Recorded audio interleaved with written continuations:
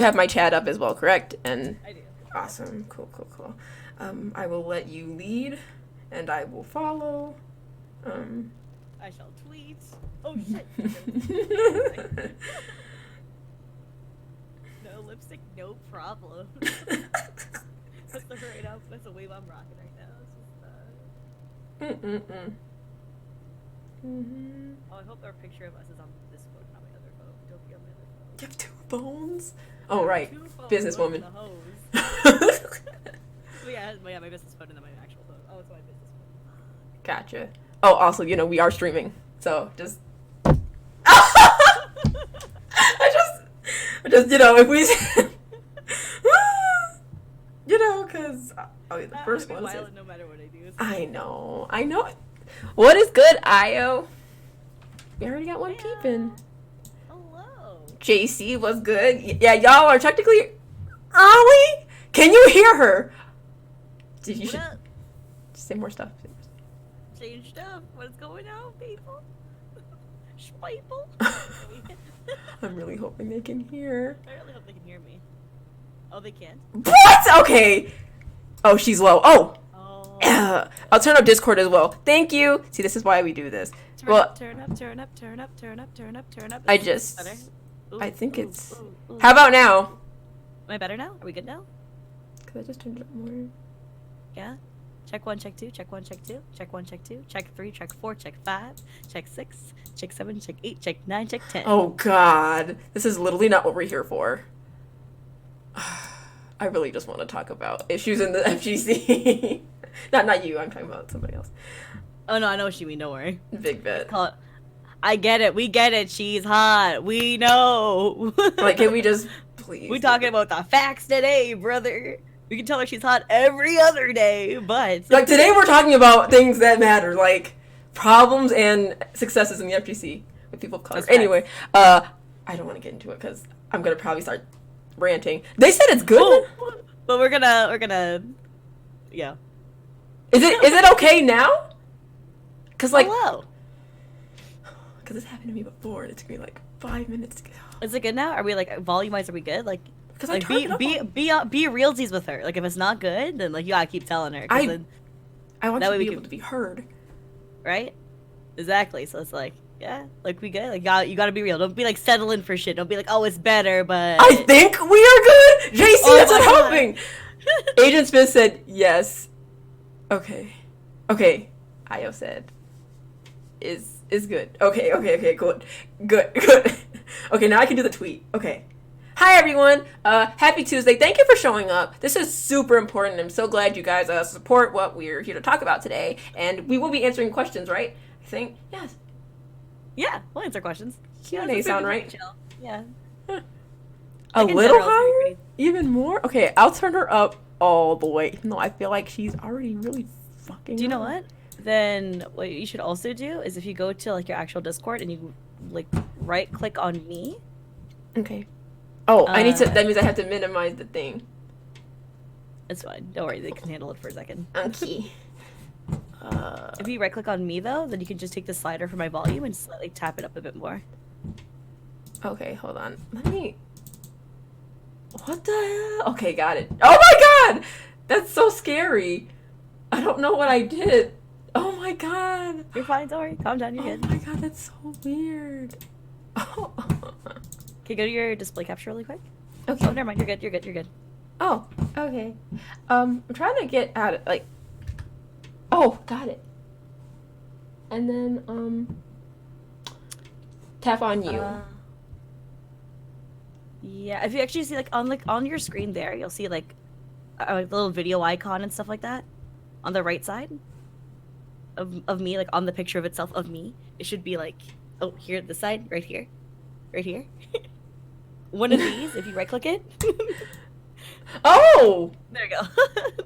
Okay, now say something. I'm so sorry. Oh my god. Check 1, check 2. So embarrassing. This might be better for them. Hello? Okay, they said she sounds good. I'm sorry. Oh my god, I feel so bad. Oh my god. Hey everyone. Okay, I still need to set up the tweet. I haven't set up the tweet yet. Oh my. Oh yeah, I haven't done the tweet either yet. Oh my god, I'm so behind. Hurry Yo, up, Alicia! Jeez! Oh my god, I'm sorry. I've literally been trying to tweet the same thing for 5 minutes. Fire Thanks for showing up, emojis. Oh, I should probably put the Twitch thing in there. Oh god.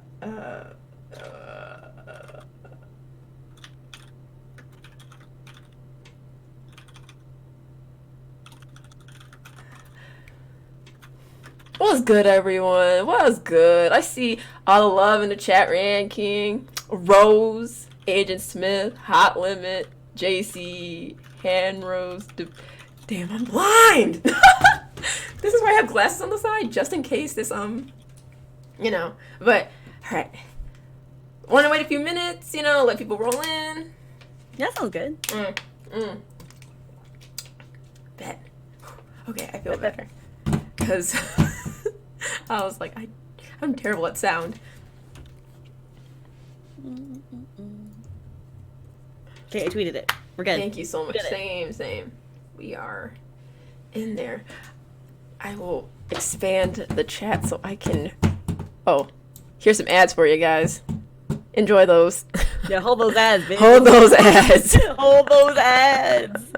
She said, get mixed. You thought you were here for a podcast. It's 2 hours of ads. I'm literally just going to send ads every hour. I'm just going to send them and flood them in the chat. No, I'm kidding. I would never do that.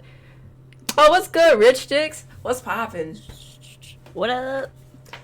Oh, man, I got 2 bottles of water. Whew. Ready to talk. Ooh. And talk. Ooh. She said, oh, I got a hydration on lock. I'm like, cracks knuckles, gets water. Yo, you hydrated? You don't even know. I'm very hydrated.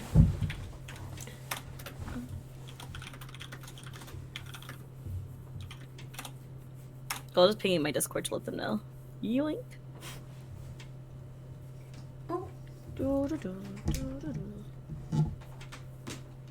Oh, shout outs to Alicia for making the overlay, by the way.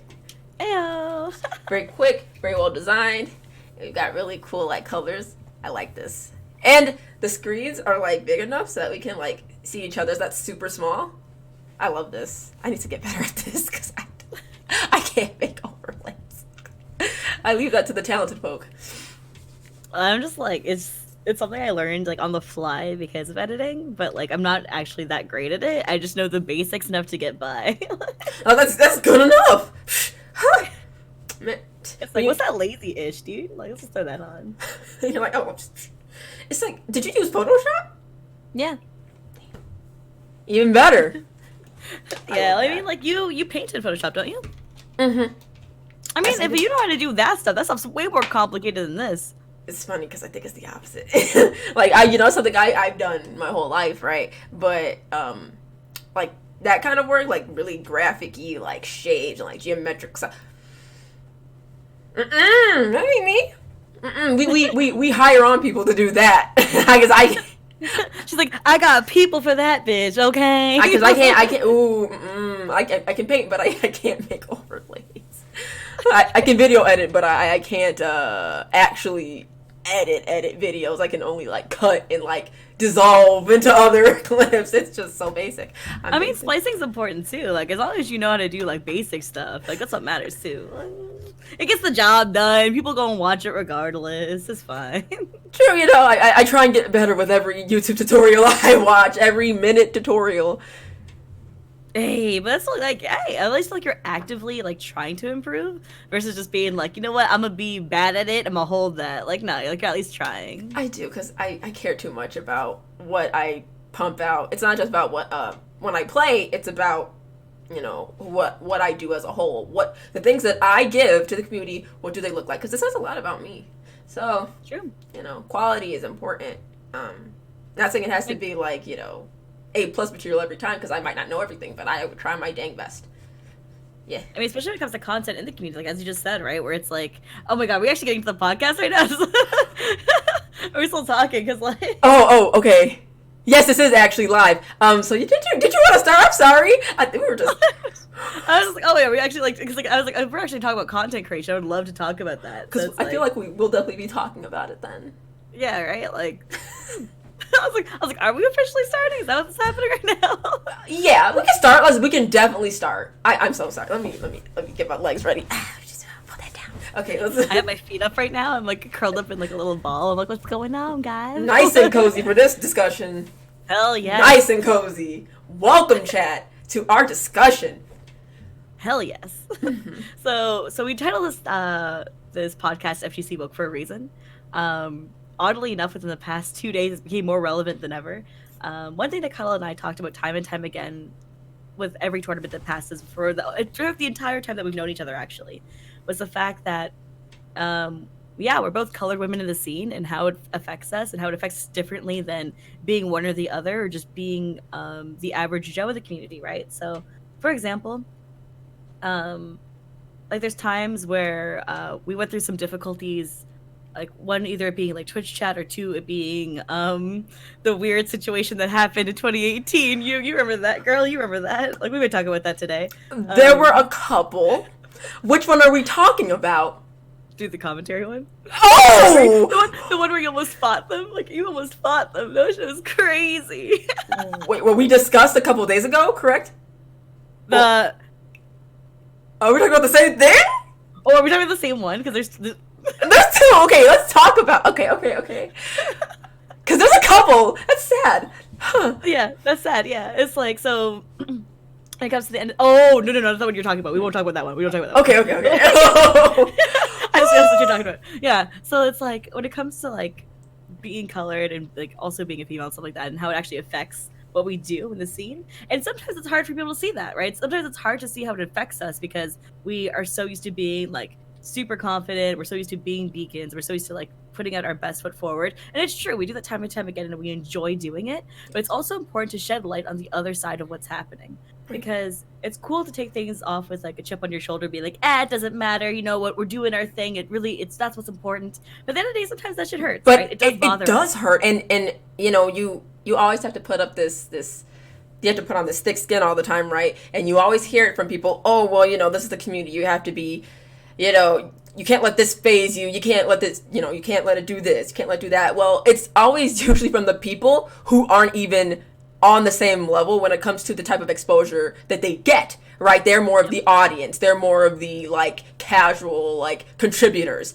And they don't have to worry about, or they don't have to deal with a lot of the psychological aspects of being so, present, so notable in the scene. Especially, like, and like you said, when you're, a person of color, you have to think about what you do and how you move even more.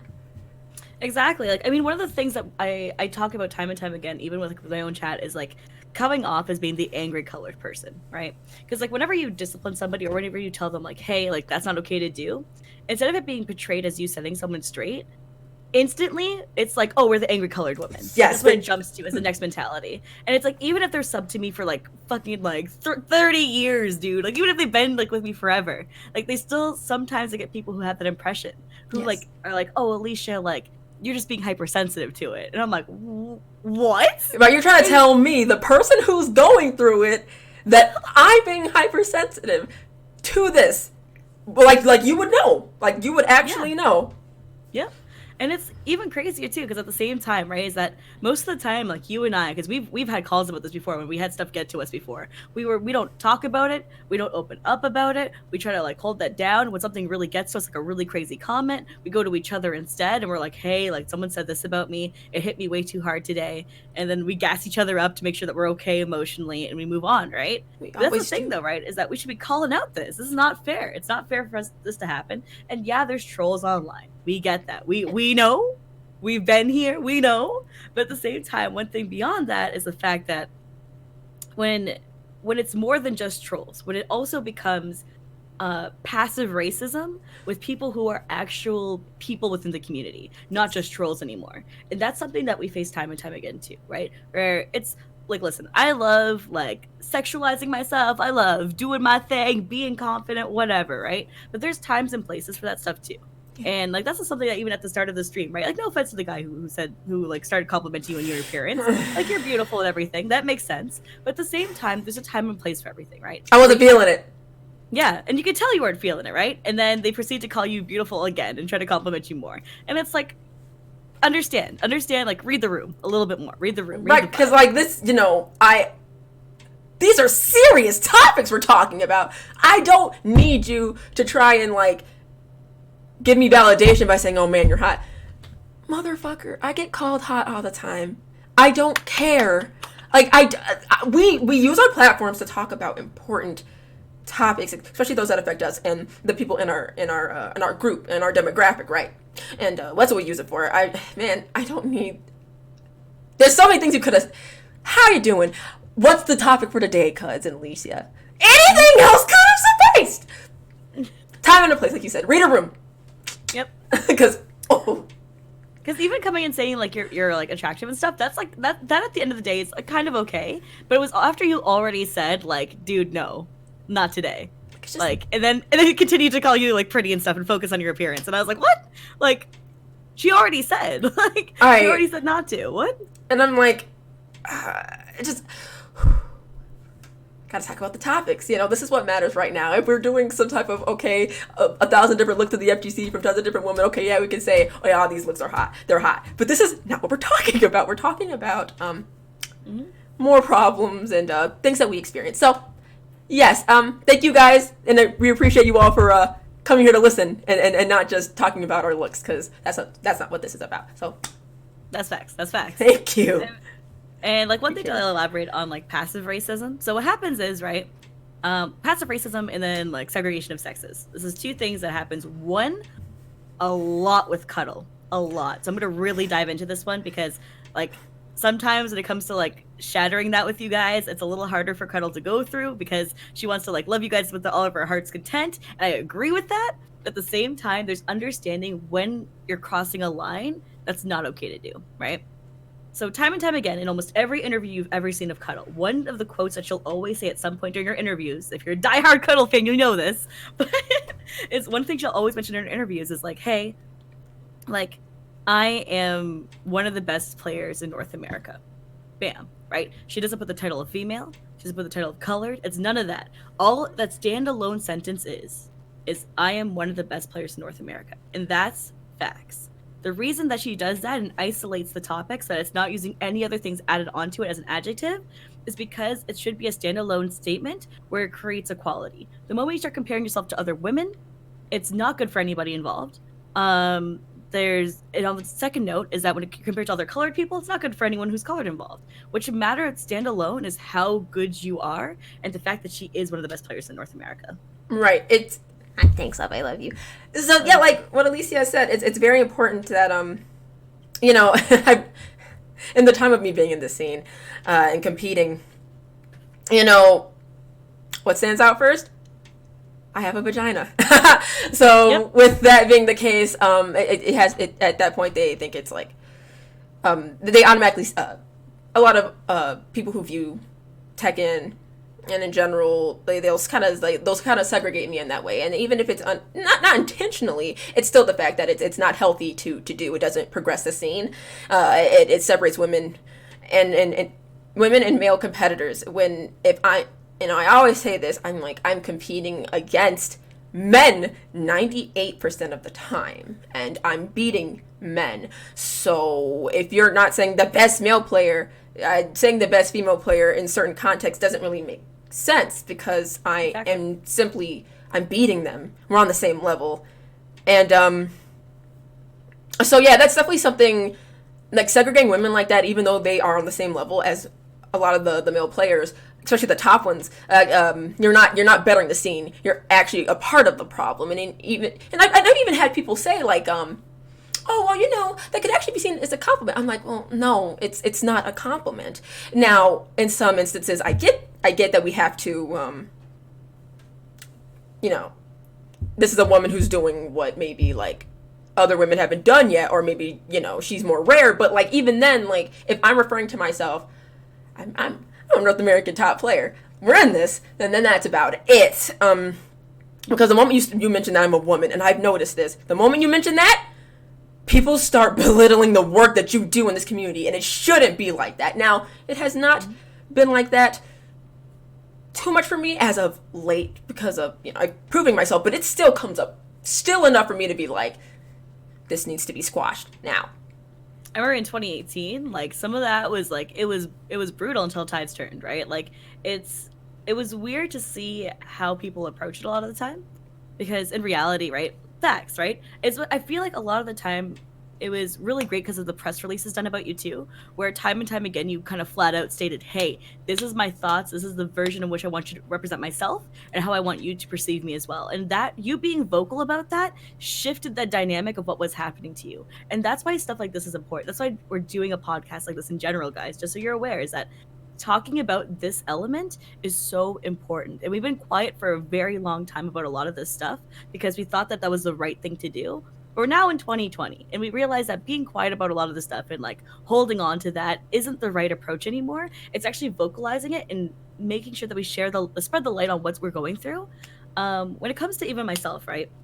When it comes to like commentary and it comes to stuff like that, yeah, like sometimes I get race comments, but usually more so about being a female more than race, because people are used to seeing more colored casters on commentary now, so it's too much of a bad thing. Like, you got the trolls who will say like the racist stuff, but they're not like a real part of the community. I don't find it's the real people of the community sometimes who do actually say stuff here and there, right?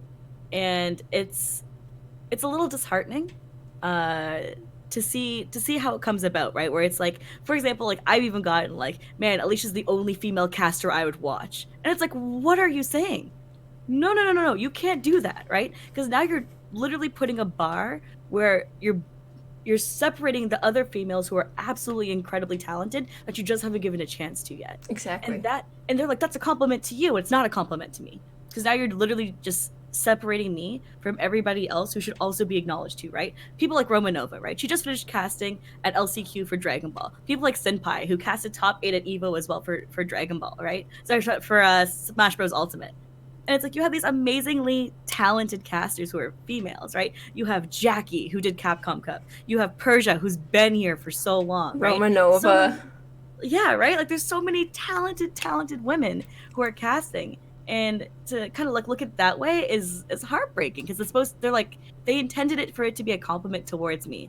But it's actually disrespectful. They're bashing our entire gender. And it's super messed up. Yeah, they also...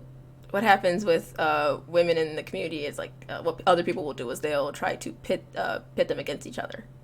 Mm-hmm. And I've noticed that as well. Instead of like saying, wow, all these women are very talented at what they do, it's more like, well, she's better than her. I would only watch you, and you're the only female player I would watch, or you're the only female commentator I'd ever watch. Yep. It's about being inclusive. Of everybody. Like with our Twitch chats. I'm sure you must have had this happen before, because I've had it happen before, where it's like you'll see people come into your chat and be like, man, I like you more than this streamer. Yeah, you're more real than she is. You're better at the game than she is. And I'm like, why are you comparing us?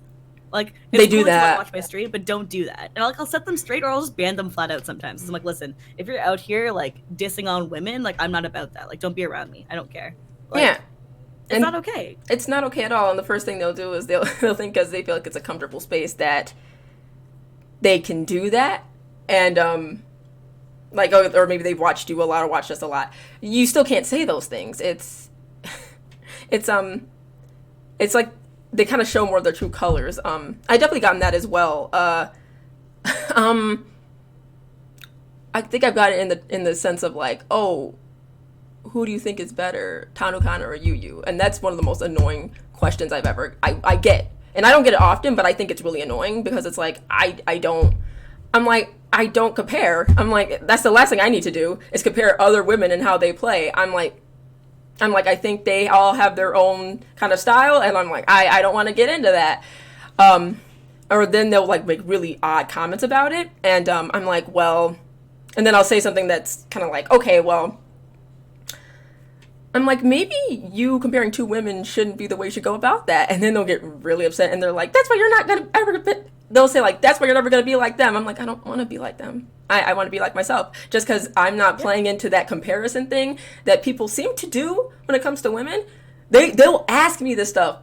Like, or like, I think you're the best. I'm like, I don't give a fuck who's the best. Like, I'm out here trying to make sure I don't look free on stream. Like, that's how that goes. Yeah. But they do it on purpose, and I've seen that. Like, it even goes with like I've seen that with female, like they'll compare like female rappers, and they'll always try and compare all of them, instead of like having them all share a certain spotlight. They always put them against each other, but they don't do that for men in different fields, whatever they're competitive in. It's not just gaming, but I've seen it in the entertainment field too. They don't do that for the men. Okay, I'm gonna actually I'm gonna draw a point that was brought up in chat just now. So yeah, what's up? So they brought up the fact that people compare Arslan and Knee, right? There's a difference between this comparison that we're drawing and a comparison like that, right? So when you draw the comparison between gameplay styles, between competitive drive, between things that are associated with the game, that's a fair comparison, right? Mm-hmm. If you looked at me and Cuddle and you went, okay, do you know what? I actually prefer Cuddle's playstyle. It's a lot more aggressive. Do you know what? I really enjoyed Cuddle's training regimen over Alicia's for sure. Like stuff like that. That's a valid thing to actually go against and to actually compare. What's not okay to compare though is the fact that you start comparing character, being like, oh, well, Knee's more likable because of blah blah blah, and actually he's prettier. Things stuff like that. Yeah, like, that's it doesn't different. Make sense. That's not good to anybody involved, right? And it's just a whole lot of hoopla because at the end of the day, it's all subjective and it's all about personal preference. If you like watching one or the other, that's all up to you. By all means, watch them. At the end of the day, it's understanding the difference between attacking character or even boosting up character and putting down someone else's character versus talking about the actual gameplay facts at hand. Yeah. Oh, yeah, exactly. And that's what happens when it comes to male players. Please, the only thing they talk about is their skill. Yeah, right. That's all they talk about. But when it comes to women, the first thing I've seen so much, and I don't know if some of you have even seen this because I don't know if you all pay attention to it, because I don't think some of you do, because you all are pretty quick to generalize in the chat. So for those of you that don't know, usually when it comes to the women, the first thing they'll say is something about their looks instead of their skill. Or they'll only compare two women because, oh, well, these are two women that are doing this. Why not compare them both when it should be just, they don't talk about their skill. They're just talking about who's better. Yes. And it's just, they don't ever mention skill. Unless you all have been in my chat or seen any of this, I think it's kind of hard for you to understand. But when it comes to women, that's not the first thing they think about. I even saw that when I was playing in Japan. I was playing Yu, and like the first thing they said was like, oh, well, you know, Cuddle's not that cute. You know, Yu's cute. Yeah, like it, or like, oh, they're cute. Yeah, they could get it and all this weird stuff. But nobody talked about the gameplay, right? But, or when I was beating her, then it was like blaming, or making excuses. Because God forbid a black woman do anything like be somebody else who's supposedly supposed to be more superior. And there's favoritism sometimes when it comes to certain countries too. I've seen that. So I think there's just a couple of different factors that are layered onto that I've seen. Yeah, like especially when it comes to because like you brought up the point of where it's like it focuses from like being about the gameplay over to this instead, and then it's like that's the thing about this too, right? Is that we're bringing up these points and bringing up like this negative aspect because it's really important to kind of go through and talk about why are we changing this mentality of being quiet about this and taking it on the chin and to this new approach where we actually discuss it. And the reason why we're actually discussing it in general is because rather than being like, oh, well, you know what, that's just how people are online, is that be the beacon, be the best version of yourself, right? It starts with you. Right? Maybe you didn't do any of these things before. Maybe you did accidentally without realizing it was a problem. That's okay too, because this is a pinnacle moment of change.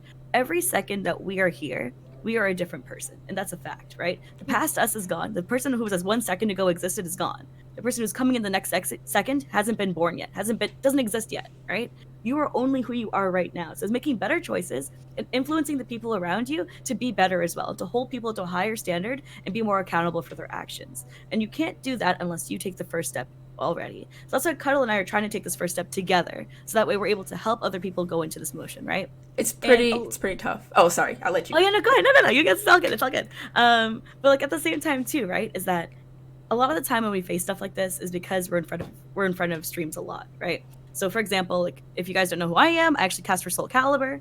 So I cast their worlds. I did world finals. I did LCQ. I did Evo top 8. I did all that stuff, right? And the thing about like us in general is that, you know, there is a lot of time where I, even in DMs, which is the thing that blows my mind, right, is that it goes outside of just Twitch chat, right? And a lot of the like, time it does. Yeah, and like there's trolls, and I get that, right? Who I had trolls actually message my parents on Facebook, which was the most mortifying thing I've ever had happen. Which I made them like private everything after that because I was like, oh my god, like my poor little elderly parents did not deserve what they got. And then for myself, it's like people who are trolls, like obviously sending me really terrible, terrible things, like rape jokes about me. One of them talking about how he wanted to skin me alive, like stuff like that after Evo. And it's like that stuff happens, and I don't really like try to put to light saying that's the community because it's not the community, it's just trolls. But there's a different line, right? Because there's that, and then there's what we're trying to address. And what we're trying to address is completely different than that. We're trying to talk about the fact that, hey, you know what? You like maybe accidentally comparing women, not okay. Us talking about gameplay, okay. Okay. Right? Stuff like that, right? Where we're just trying to shift the focus onto what really matters around here. Yeah, I completely agree. There's like you said, there's a difference between like where it's trolling and you know, a lot of the time we handle those things fine. But when it goes past that, that's when there's a huge problem. And I think a lot of the time it does start with people kind of brushing over like just the Twitch chat and certain mentalities that are voiced openly. Yeah. And because there are those that are like, and it seems like a lot of people are like, just ignore it, especially when it comes to women. When you do that, it's like you're giving people a pass. You're saying, oh, exactly. Right, this, you know how many rape jokes I've seen in Twitch chats? And then you see women talking about, there were women that were drugged at Evo. And you're really gonna tell me just to ignore that? It doesn't work like that. That if you're condoning certain mentalities and people aren't trying to change things in those chats, things will not get better. Yeah, even if we talk about like for the fact, right? It's like even if you don't condone it, but you let it pass, right? Because the fact that we let things pass, right? It's just the bystander effect, right? We all know what the bystander effect is. And if you don't, I'll give you a quick rundown. It's those who don't actually contribute to the factor of what's happening. It's those who observe, but also actually have blame shifted onto them because of that. So What happens is that if, for example, you saw someone get shot in the street, right? Yeah. And you're like, okay, well, someone else is going to call it in. There's like 30 people watching this. Someone's going to call it in. I don't need to call it in. And sometimes actually this happened to my sister. So my sister saw that there's a car on fire in a parking lot, and there was like 40 people watching it, and no one called 911. She was the only one who called it. Nobody else? Yeah, she waited there for like 5 minutes, and then she called them. She's like, just in case. And then they were like, yeah, you're the first person to tell us about this. And she was like, wait, what?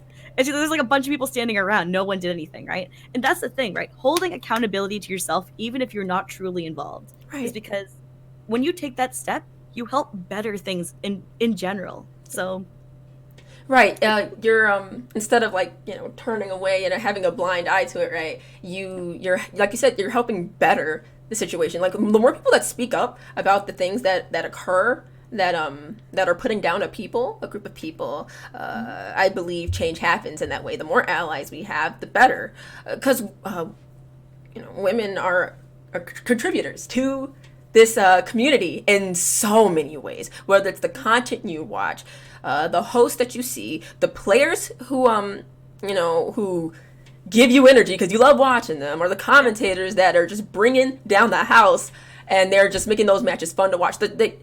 Or they're behind the scenes doing production. They are in so many different like avenues of gaming. But like if you all can't even acknowledge that there are certain mentalities that exist within this community that are really like against women furthering themselves, like their male counterparts, then there's a problem. Like we are actually contributing to like expanding the scene, and it's not just because we're women. No, it's because we bring talent with us, like and we bring different mindsets, because we're also creative, and of course, like we're professionals.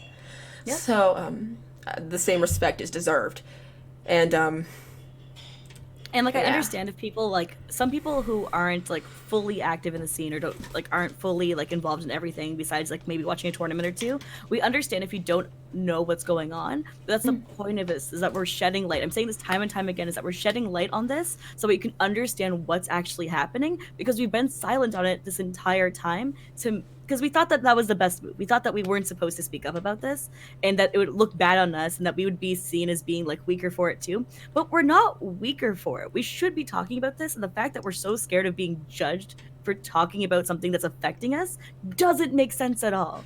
And it's something that her and I used to call about like once every week, once every 2 weeks, to like rant about. The vent sesh. Oh my god, the amount that we vented over the past 2 years about this because we couldn't talk about it to anyone else but each other has been insane. People get blacklisted. People get blacklisted for speaking up, especially women. Oh, Muriel just hosted us for 199 people, and I appreciate that, but this is a very touchy subject, know what I'm saying? And I feel some sort of, but it doesn't matter. Let's keep on going with it, because I don't care about that. Thank you so much, man. I appreciate you. Thank you so much. And that means a lot. Thank you. But yeah, I can't believe, like, you know, it hurts me that you know, being afraid to speak. My mother always told me, like, you know, speak up for yourself and the people around you. But when I started seeing, like, women getting, like, shamed and, like, harassed and for speaking up on anything, I was like, if I want to survive at all in this community, it's like I have to just be a player and I have to shut up and be like a sweet little girl. And I'm like, you know, that's not how I was raised at all. Exactly. And it you know, I saw so many things happen, and it's almost like I'm like, okay, if I just play, you know, when I sit down and I play the game, I forget about everything. But the thing is, when you're done with the game, you still have to go back to that same community who has, you know, members of it that are sexist, racist, who would never want to see you on that stage. And you'll always confront those things after you get off the stage. So it's like you have to remember why you do it, and that there are people that support change and growth, because it matters, you know. It's not just, you know, diversifying the scene. It also expands, like, the game. I feel like there's a ton of different types of there's types of respect that happens because we're all kind of being we're joining together. Yeah. Mm-hmm. And I think that's definitely something I could talk about with Tekken, because it's like, you know, Pakistan came out of nowhere, and it's really nice to see because they present this really fresh look on the game. And I was just talking about this with one of my friends, and just like the way they approach like the meta in the game. Yeah. And it's really refreshing. And I think if a lot of people could look past like that, you know, oh, they're different, separate is good, and because I know that there's racist comments that have been said about the Pakistani players too, but you know, we unify over a game. We're unifying over that, and I think it's helped people understand cultural differences. And for me, it's helped a lot with like just like bonding over them. Makes me respect them even more because we all play the same game, and I learned something about your culture too. I love it. I think it's healthy, and I think more people should be open-minded to it. Exactly. Like the thing about like especially with like the past few days too, especially with like a lot of like people talking about like the Pakistani players and talking about the racism in general, right? Where there's two sides of the coin, right? There is a lot of racist comments towards the Pakistani players, and if you haven't seen it, then you just have not been made aware of it, and that's all there is to it, right? That's because what happened is that we've had the comparison drawn already, where people were comparing, saying like, well, the Pakistani players don't complain. How come you guys are complaining, right? I'm looking at. Oh my god! Like, I'm looking at you, right? It's like, and it's crazy because what happens is that like they are going through a lot too, right? Yes. The difference is that just because they aren't complaining about it doesn't mean it's not happening. It doesn't mean that it shouldn't be discussed. And the reason why we're discussing and bringing it up now is because we are making the motion for us to actually talk about this openly in an open environment. Because if you guys aren't educated about what's happening, then no one's going to get better, okay? No one's going to get better. The people who should be held accountable aren't going to get better. Maybe your own opinions have not been expanded upon yet. Maybe there's some ignorance going on. Ignorance is not a bad word, by the way. People go, oh man, he's ignorant. But the real definition of ignorance is not being knowledgeable about something. So expanding your knowledge and being ignorant is one thing, but after you educate somebody and they're no longer ignorant towards it and they still continue to do the same stuff, that's just stupid, right? There's a difference between the two. Stupid and ignorant are two different things, right? They're not the same word, though. Like sometimes, like modern language, people tend to use them interchangeably. It's just not true. So yeah, you could be ignorant to the topic we're talking about, but like that's the whole point of being woke. Stop being sleep. I'm trying to get woke. Okay? Try and get woke. That's what this whole podcast is about. And I appreciate you for doing this because, you know, Alicia hit me up for this, and I was like, whew, I was nervous. Whew, I was like, oh my God. Okay, because I was really scared. I'm not going to lie. I already speak up on stuff, but, you know, to speak with you, you know, openly with, you know, with our audience, and, you know, probably get some people that really don't get it because maybe they've never seen it. Maybe they watch maybe 2 to 3 tournaments a year. But, you know, we're people who are in the scene all the time. And there's multiple other people who are in the scene all the time. And they see it. And so, oh, okay. Like, for example, Spaghetti Rip. You know, great member of the community. Really huge influencer and commentator, right? He brought something to some people's attention earlier today on Twitter, right? He didn't have to speak up. He didn't have to do it. But he did because, you know, and I don't think it was just the fact that, you know, he helped, like, bring exposure to the scene. It was the fact that, like, you know, it should be about the game, you know, in the skill of the players and what they're bringing to it, which is a very positive outlook. And I loved how he approached it. You know, you never have to be, you know, you never have to be ignorant. You never have to throw out cusses and all that to get your point across. And he definitely did. And I think social media in that sense is such a beautiful tool. You know, social media has its problems, right? But bringing awareness to things, it's starting with social media isn't always bad. It's not always bad. And I think it's great when people like him and people like you and me are you know, we're people of color speaking up. 'Cause, you know, an influencer could be like white, and that's fine, and they speak up on it, and they're bringing attention to it as well. It's always good to have an ally, but True. I think people that are speaking, you know, when it's from the actual source, I think that says something as well, because that also matters too, because they're actually the people within it, and dealing with those certain adversities. I mean, bringing that point up too, right? Was that something that we've talked about actually? And we talked about this literally yesterday because the day before because we were talking just. Shooting the breeze. Shooting the breeze, always. Yes. So one thing that we talked about actually was the fact that whenever we accomplish something, it's not truly validated until a man actually validates what we did, and it's the weirdest concept, but it's 100% true. Yeah, I can't stand that shit. I can't. Oh, sorry. Yeah, even an example of myself, I'll talk about this flat out. Go, girl. Let's go. One tournament for a commentary position. I don't want to name drop the tournament or anything like that because they're amazing people and I love them to death and they did a fantastic job and whatever, right? But what happened was that there was a commentator who got a spot that was higher than the spot that I got. Totally fine. I was just happy to be picked for the tournament. And what he did was go, wait a second, why did I get semifinals and you didn't? And I was like, I don't know, but, you know, have fun. And he's like, no, this is not okay. Like, I'm going to go talk to them and see if we can get this swapped because you deserve to have the spot over me. And you were qualified. You were overqualified compared to him. Yeah. And he said that. He was like, no, like, this doesn't make sense for me to be on here instead of you. And he got it switched. The same thing happened for the next tournament where I got semifinals instead of top 8. And I was like, it's cool. Like, I get it. Like, I'm just happy to be a part of this already. I was just thankful for my spot. And, like, deep down, I was kind of like, damn, like, I really didn't get that top 8. But okay, do you know what? Like, I'm just really happy to be a part of this. And then the guy who got top 8 was like, how the hell did I get this? You deserve this over me. You know more about the game.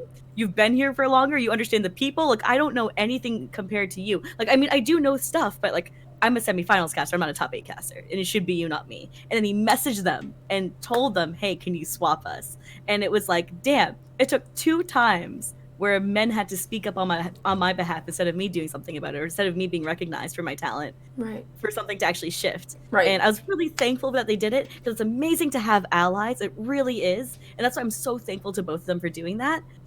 But at the same time, it hurts a little bit because that validation, if they didn't give me validity, then nothing would have actually changed in that scenario. Right. And that's the problem with it. It should never take a man saying anything for someone to see, or a company to see the worth of a woman in the scene. If she has the talent for it, she got the quality, she's got all the history there. Mm-hmm. Put her in the spot she deserves to be in, the top 8 commentary spot.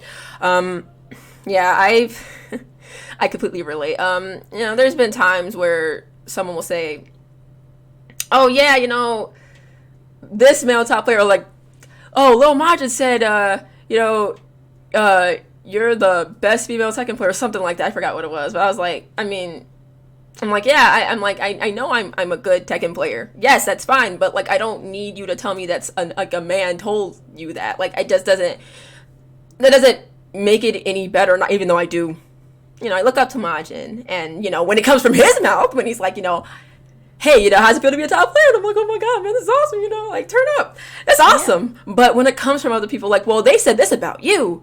And I'm like, why does that matter? I already know for myself, like, how strong I am. I don't need validation from anyone else. For example, when King J interviewed me, and he said, he's a black man, we're black, and Yep. he respects what I do a lot, and I respect him too very much. And he said, he asked the questions that he asked always catered to the person, and he's like, have you ever dealt with any adversities? I think he said either as a woman, in the scene, or like a black woman. But I was like, yeah. I'm like, yeah, I've dealt with things, especially as a black woman in the scene. Yes, I have. You have to turn your head sometimes and ignore comments that are directly racist towards your people in the gaming community all the time. You have to always be on pins and needles with the things that you say. Get constantly called the N-word. Like, I don't,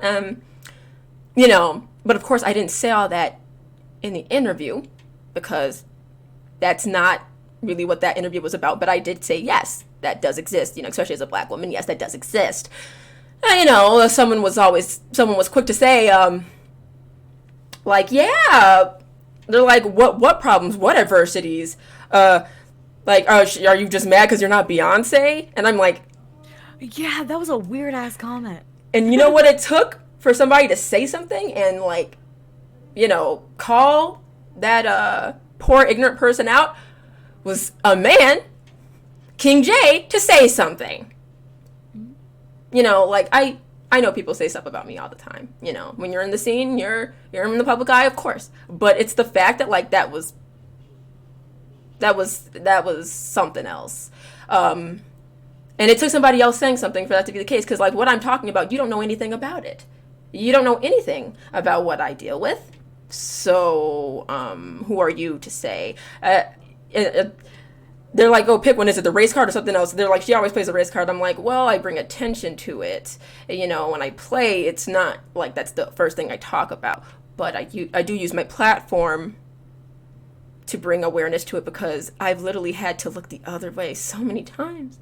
When people say things about that point of race card, like, you brought up the point of race card. I really want to go through this really quickly, right? Is that going through the point of race card is that this is not a card. We don't magically turn white all of a sudden, okay? This is not, we are this. This is us. This is her. This is me. Like, we are 100% going to be colored all the time. We're always going to be women all the time. It's not a card that we play. It's a discussion point, because it's who we are every second of the day. Just because we don't talk about it all the time, and we talk about it selectively at certain times, doesn't mean it's a card we're playing. It just means that we're actually bringing light to a situation. That's the difference. Just saying. Yeah. No, you're right. And it's just one of those things where it's like, we're not just players.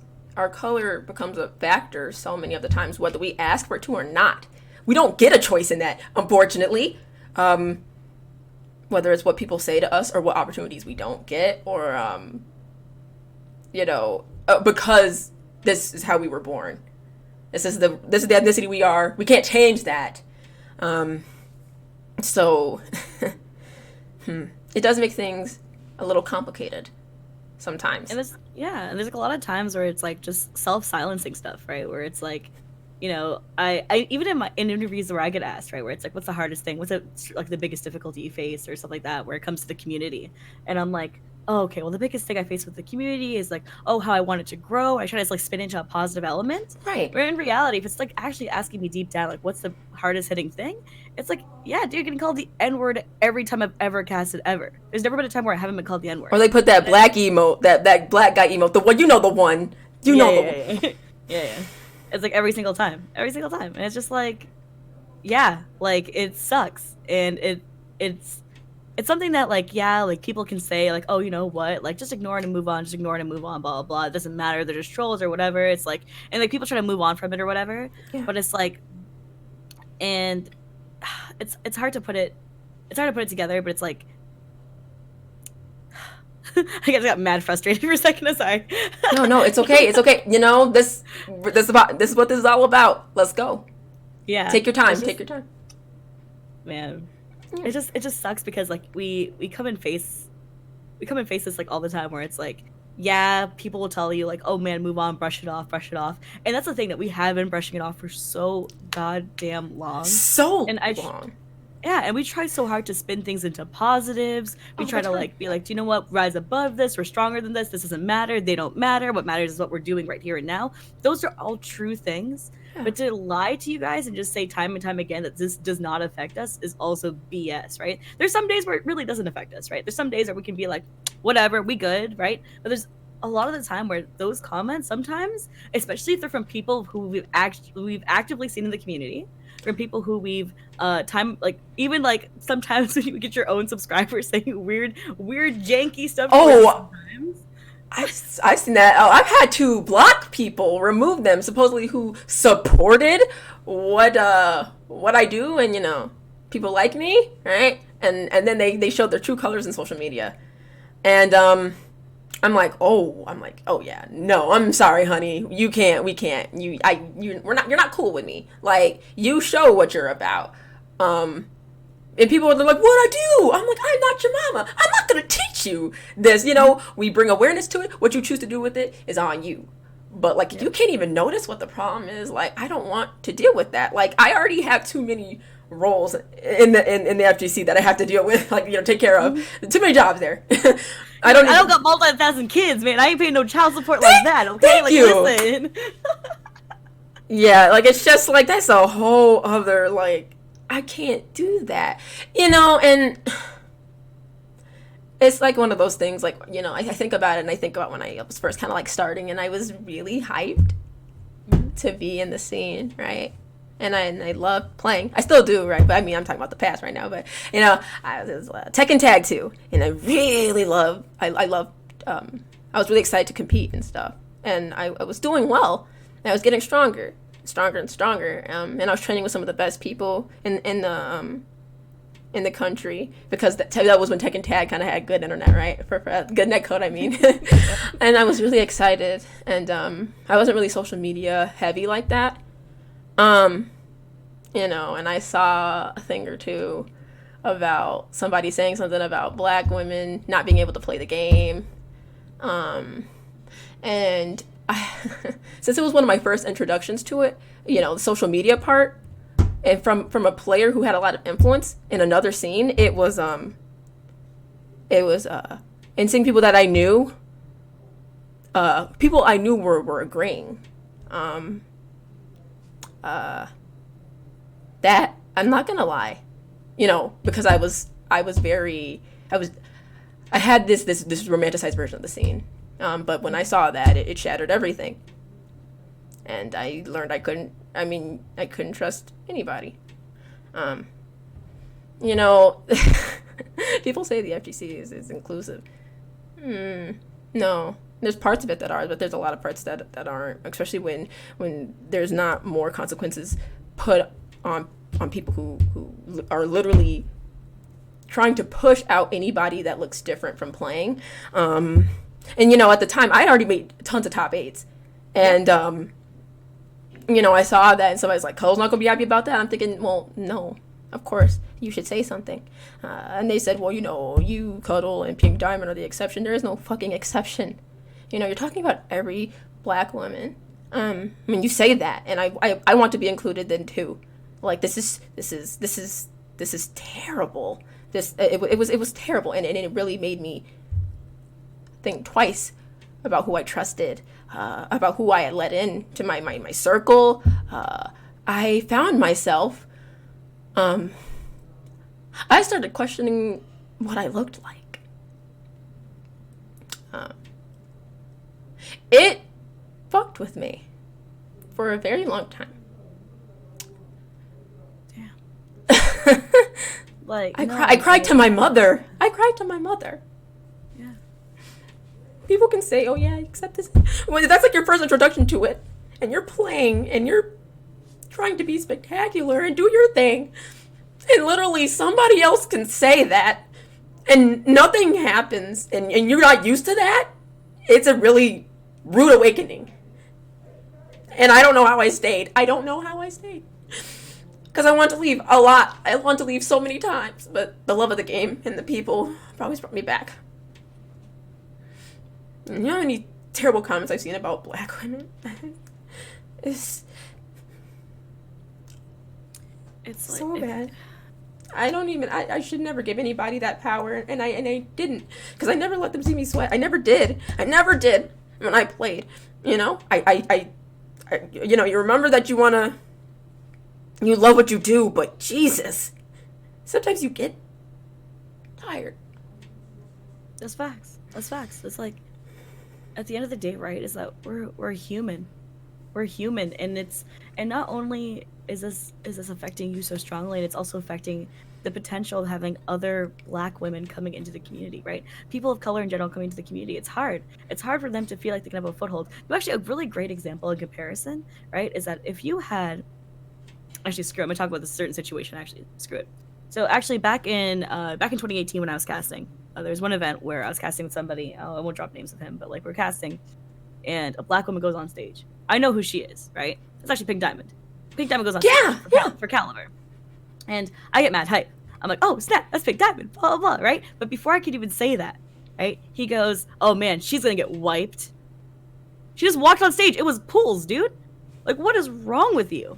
Like, why would you say that on the mic? And this was on the mic. This was on the mic, and then Twitch chat all agreed. I even had my own, like, fans saying stuff where they were agreeing with this dude. And I'm like, are you crazy? And then and the thing is, when they, like we said, when people say things like that, everybody just comes in, the floodgates just boom. It just open, everybody's like, oh, I agree with him. Oh, yeah, she gonna get mollywopped. Yeah.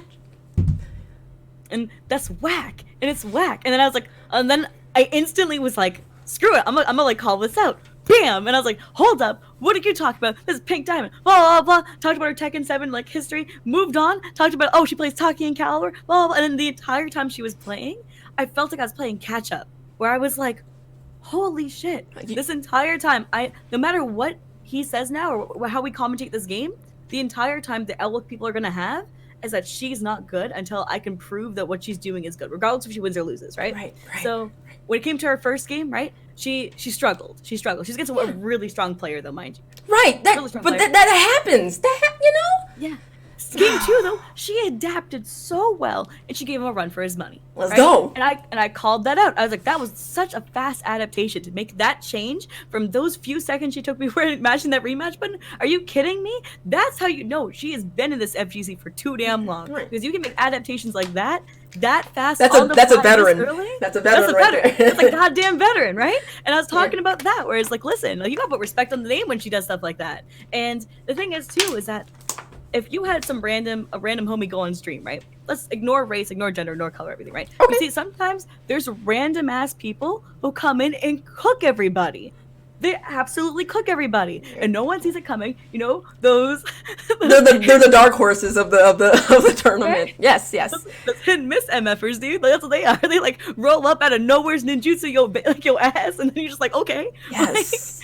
But it's a beautiful thing, and we love seeing that rise up. Yes. But whenever it comes to them coming up on stage, right? And maybe they're against another nobody or something, right? Maybe it's like early on in pools or watching the game.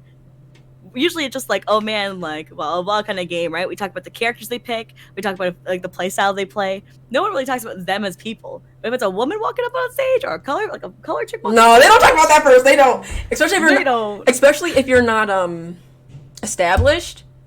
Yep. Chop and block. There you go. Like they will go in, and that's like, what the actual fuck? Like you know, it's twice as bad when it's women of color up there. Or they ask, is that hair real? Why the fuck does that matter? Doesn't the game matter? I could have swore that's what mattered. It's just a lot of things that they'll pinpoint and like they'll be nitpicky about instead of thinking, you know, this woman could really just shatter all my perception of female players. She could do some damage, which a ton of women do damage in the scene. There's a ton, but it's like for some, you know, there's a lot of ignorance there. But that's why we're also talking and we're speaking on these instances, and it's, you know, we speak on them so that it brings more awareness, and that it's not just some walk in the park and that, oh, it just happens everywhere. We're talking about the scene, and we're talking about bettering it, and we have to talk about the more painful parts of it, you know. And I think a lot of the time people don't want to hear it, and they only want to see one side because they're not as open-minded. But you know, if you haven't experienced these things, who are you to say, or how do you even know? That's literally why there's literal black gamer groups made, because of the scene not always being so inclusive.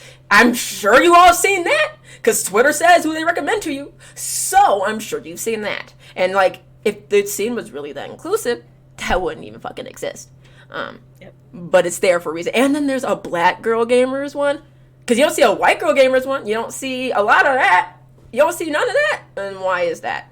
Because I think there are still some races that are, or some ethnicities that are still, they don't receive the same sort of backlash for certain things, or just same sort of treatment in general as other ethnicities. It doesn't happen. I've seen it a lot. It's swept under the rug, right? It's like it's one thing, right, to have the double standard of being a female, but something to have like the triple standard of being a colored female in the scene. And it's like, yeah, that's like one of the things we talk about most often in our phone calls when it comes to our bi-weekly rants, is that like it's goddamn hard to be a female in the scene, yeah. But like, oh my god, the extra layer that is being colored female in the scene, because like instantly like is shifted the focus of like, we're not like the standard of, okay, listen, we're both cute, okay, that's facts. Yes. But like, we're not like the beauty standard of what like the ideal person would want, right? And stuff like that. Whereas like people will say stuff like that, but it's like, listen, no. Like, we are our own standard of beauty. We are what we want, so hold that. But at the same time, it's like, that happening and that even being a point of discussion when it comes to like me casting a world tour and then you like placing in top 8s doesn't matter. Oh, like, God forbid I have a bun on my head. Oh, the moment I have my hair pulled up, oh, it's a problem. You know, I had to, at one point I was wearing foundation on stream because I was trying to take anything away from people trying to say things. You know, a lot of the time I wasn't even wearing my hair natural because I was like, I don't want to deal with any of it, you know, but I had to learn how to be comfortable, no matter what, and who I was. Unfortunately, I think it took a very long time, or it affected my relationship too. It's hard, because you're going through it, right?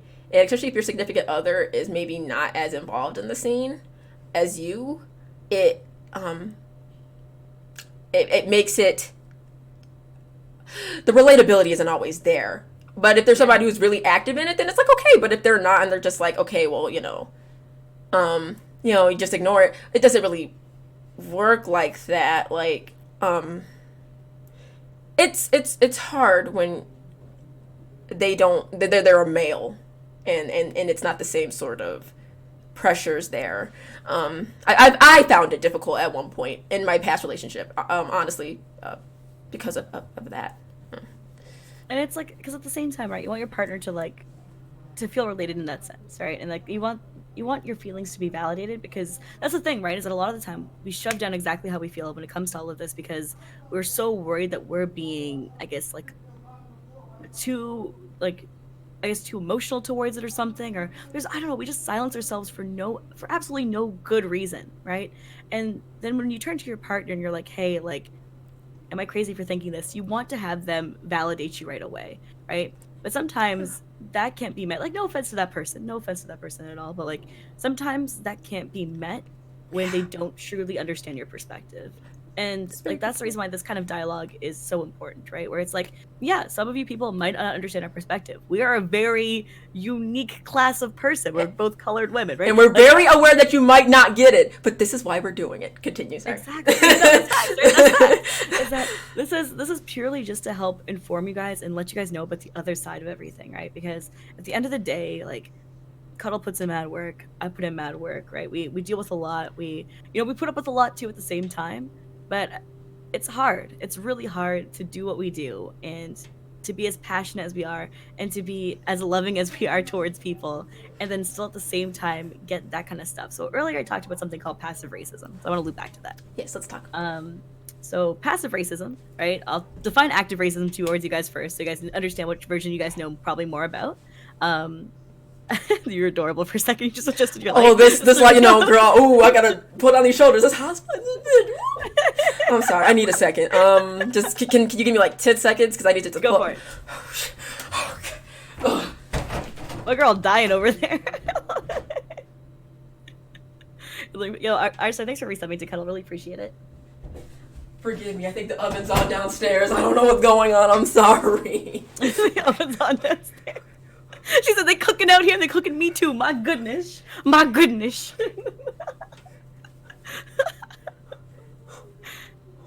Okay, we all good? I'm sorry. It was so hot. Speaking of which, praise the bun. Praise the bun. Oh, praise this is mid-level bun right now. Okay, I'm so sorry. Oh, I was sweating. Woo! Okay. Continue. So I'm so sorry. We getting heated. Okay. This is getting quite heated. I have on black tights that are really thick too. I don't know what's going on right now. Continue. You got my a love. winter attire. Okay. It's Illinois. It's Facts. Continue. So passive racism, active racism. So let's talk about active racism for a second. Active racism is basically when you're, I guess, sort of like, to use a term within itself, to actively or to like sort of progressively be racist, right? So for an example of that, it's like extreme examples of that, like, being like 50 style segregation. Another version of that would be like actively calling people the N-word or segregating into groups, saying that one class is better than another class, things like that. That's active racism, right? Passive racism is something in which the intent might not actually be to be racist. It's something that's done in passing. Yes. So what happens is that when you say a comment that's like, that's segregating in general, where it's like, for example, bringing up the point of, yo, Cuddle is the best female competitor. That's being passively racist towards her, because what happens is that you're segregating her from the allotted group, right? You're now, it's seen as being that way, not because like, oh man, they're so sensitive to think that. It's no, this is actually the definition of what this is that you are now segregating her away from the core. So what happens is that bam, NA top competitor. That is what she is, an NA top competitor. So the moment you segregate her off and be like, okay, well, there's only 2% of female players within Tekken. Well, she's the best out of them. It's like, okay, but now that 98% of what is the base as well is not being taken into account when she is equal to and better than other men. So why is she being separated from them? Oh, I have a question. Yeah. You mean, wait, sexist, right? Yeah, so sexist. What happens is that when it comes passive to sexism, right? Yeah, so it's like the same. It's okay. I was passive racism. Oh, so okay. It's utilized towards. Yeah. Gotcha. Okay. Sorry, I was like, I feel like I missed something. Okay, yes, continue. I'm listening. Yes. Thank you. I'm getting taught too. Yeah, so it's like, because otherwise I could just say passive prejudices, because then it's like the overall encompassing term for both, but the term is passive racism, so I just kind of carried it over to sexism. But you're showing like an example, right? Yeah. Yeah, and that's definitely what happened. People don't think that it's a problem because, and that's, you said it's in passing. They're just saying it and they don't see the problem with it. But when you segregate somebody like that, even though they obviously compete with all the other top players and are strong like them, that you're definitely kind of you're kind of separating them off. So yeah, no, for sure. Continue. Yes. Yeah, so like when it comes to that in general too, is that like this wave of what we have now, like whenever people try to compare, like, oh well, it's not as bad as it used to be over and over. It's like a common. I hear that a lot. Is that like, oh, it's not as bad as it used to be, and that's cool, but like, what's our next step, right? Because if we're talking about how things aren't as bad as they used to be, they could have said that about slavery. They could have said about like emancipation. They could have said that about anything, right? Along the way to get here, well, it's not as bad as it used to be. You know, we just own slaves. At least we're not murdering people in mass tons anymore. Like, oh, well, now we let the slaves be like have their own lives, but you know what? Now we don't like kill their families and separate them and rape them. Oh right, it's it's better. I'm sorry, it still seems the same. There's a lot of things that have not been adjusted. It's just fitting the times now. It's just different era, but it's the same shit still going on. And like that's the thing, right? Is that every time things do get better, and to not acknowledge that's crazy. But like at the same time, it is getting better. But the fact is that you can't be comfortable and stagnant where you are. Otherwise, nothing will ever improve. And that's the thing, right? Is that we approach the time and era where it's like, okay, people are still allowed to be racist in Twitch chats. People are still allowed to be sexist in Twitch chats. People are still allowed to be terrible, right? Yes. There's trolls. We get that. But the thing is, like, what do we do now that creates consequences to actually have fallout for this? And it's like getting more moderators in tournaments. That's one of the first things that needs to be addressed, right? Moderation getting would be people nice. to moderate tournaments and be actively taking shifts, right? Combo Breaker did a decent job of this. So what happened was that they actually had moderators do it in shifts. And like, man, like that talk about leading by example.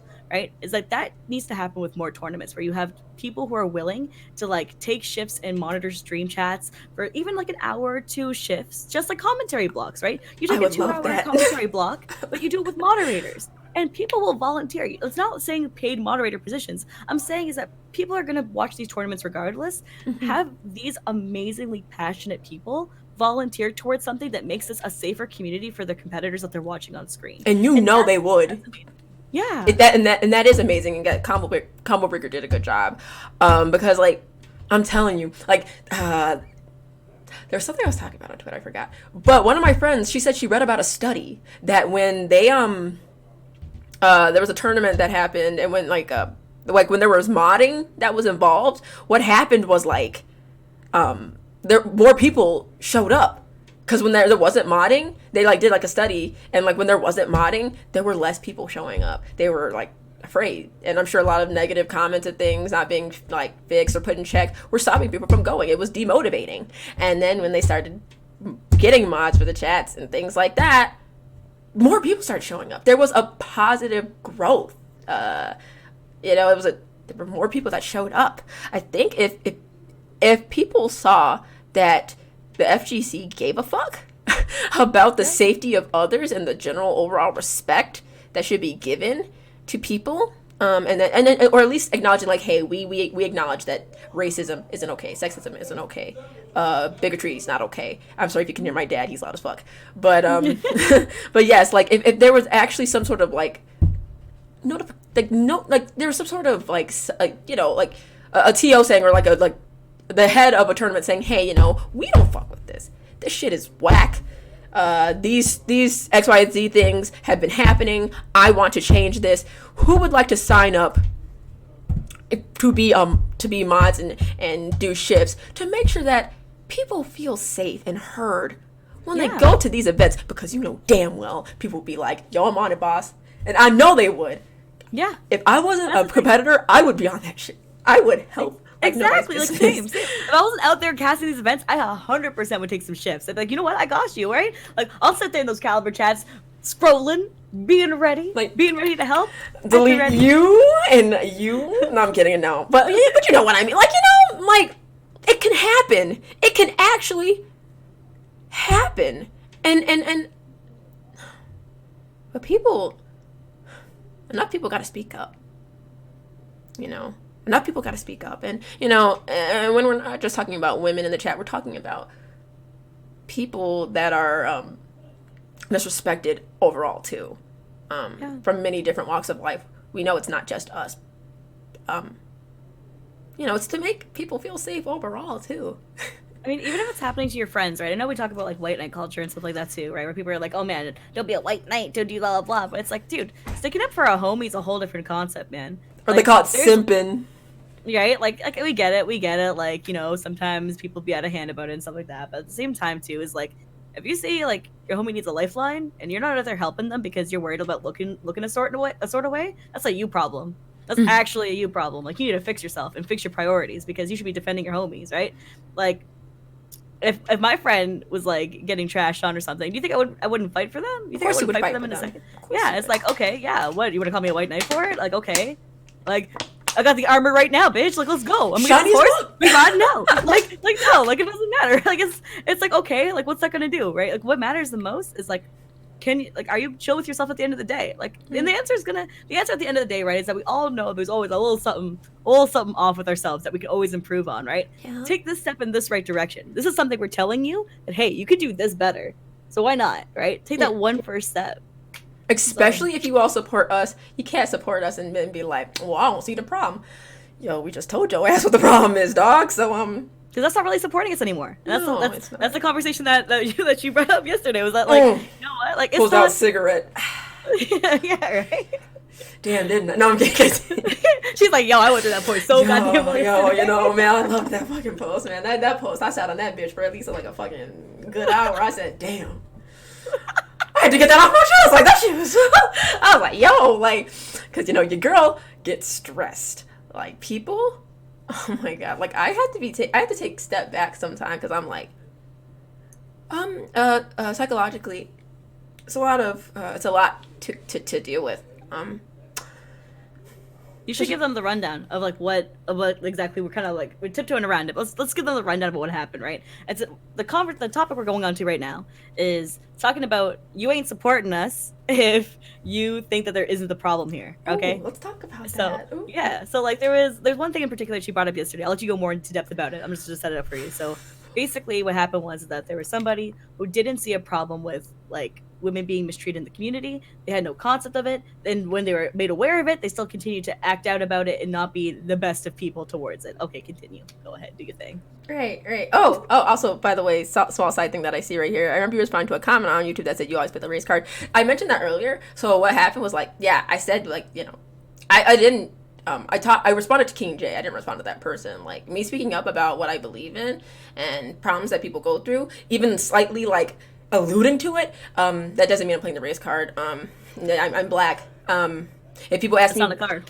right? Like if it's something I deal with, I'm going to like, yeah, my color has been a lot of the reasons why I have dealt with certain things. So, excuse me if I say something. Oh, am I supposed to say everything's great in peaches? Bitch. That's not how that works. But yeah, no, I definitely I did appreciate King J for saying what he did. Because when I learned about it, that what happened, I was like, okay, yo, dude, I heard some shit. And he's like, you know, he's like, I respect you way too much for this shit to happen. I got you, fam. In so many words, and so he said what he wanted to. But right, that's what I was saying. So, as you all know, I am a pro Tekken player. I started teaching, and people ask me a lot of advice. I'm approachable. A lot of people feel like I'm friendly, and I want people to feel like they can come to me to get better, because everybody needed to start somewhere. And so after what happened with the uproar about the Twitch chat, I believe it was in regards to Evo Japan a couple of weeks ago, I felt like it was great that UYU was modding the chat, I think it was. And I was like, that's awesome. And one of my friends retweeted that and was responding to that as well. And, you know, I spoke up on it as too. But what I was finding a lot of was that people that were following me and had been in my chat and were supporting me in my gameplay were saying things like, I just ignore the Twitch chat. Ignore the Twitch chat. When the bigger problem wasn't not the Twitch chat, it was the fact that like people were ignoring that these really sexist like rape jokes and things like that happen in these chats, and like nobody's putting these people in check, because if you're letting these mentalities slide, this is why things like this happen at these tournaments. Women are getting harassed and raped and drugged. Like, this is that's why that's happening. Because nobody's saying, hey, this is not okay. Especially higher ups and influencers, you're not saying anything, and you're letting that shit slide because they feel like, oh, this is my safe haven, bitch. Please, if they started putting people in check, that's literally saying, hey, we recognize that this is a huge problem and people are being put in danger because of this. And I literally said that in my tweet in response to the whole thing. Yeah. And so that happened, right? And then after that, all you saw was, I don't see what's wrong with the Twitch chat. Just ignore the Twitch chat. I wasn't feeling that. And somebody I did see that did say something. I definitely don't say names. But yeah, my dad's so fucking loud. Anyway, but yes, yes, he said, he was like, he made like a very like insensitive comment about it. Pretty much saying he didn't see what was wrong with the Twitch chat. Just ignore it, things like that. Then had the nerve to message me asking for help, like in regards to talking about timing, you know, and Tekken and things like that. And I was like, wow, isn't that beautiful that I saw what you said a couple of days ago and I didn't say anything. I didn't say anything, right? I didn't say anything to the guy. I just ignored the message. And then, but I made a response to what I felt. And I made a tweet about it. I'm like, I don't want fake ass support. You know, you're not, if you're not concerned about my safety or any of the other women in this community that you support, you're not concerned about their safety, then leave me the fuck alone. Facts. Like, you know, it's only okay when I'm entertaining you or if I have something you need. But when it comes to me saying, hey, yeah, like, women are really getting it, like, this is really, like, difficult for us. Like, you know, like, people aren't speaking up. So what's happening is we're not safe. We're not safe when we go to these tournaments. True. And if you can't even listen to me about that, you know, even though I'm supposed to be, like, you know, your favorite player and all this shit, then, like, I don't want that kind of support, man.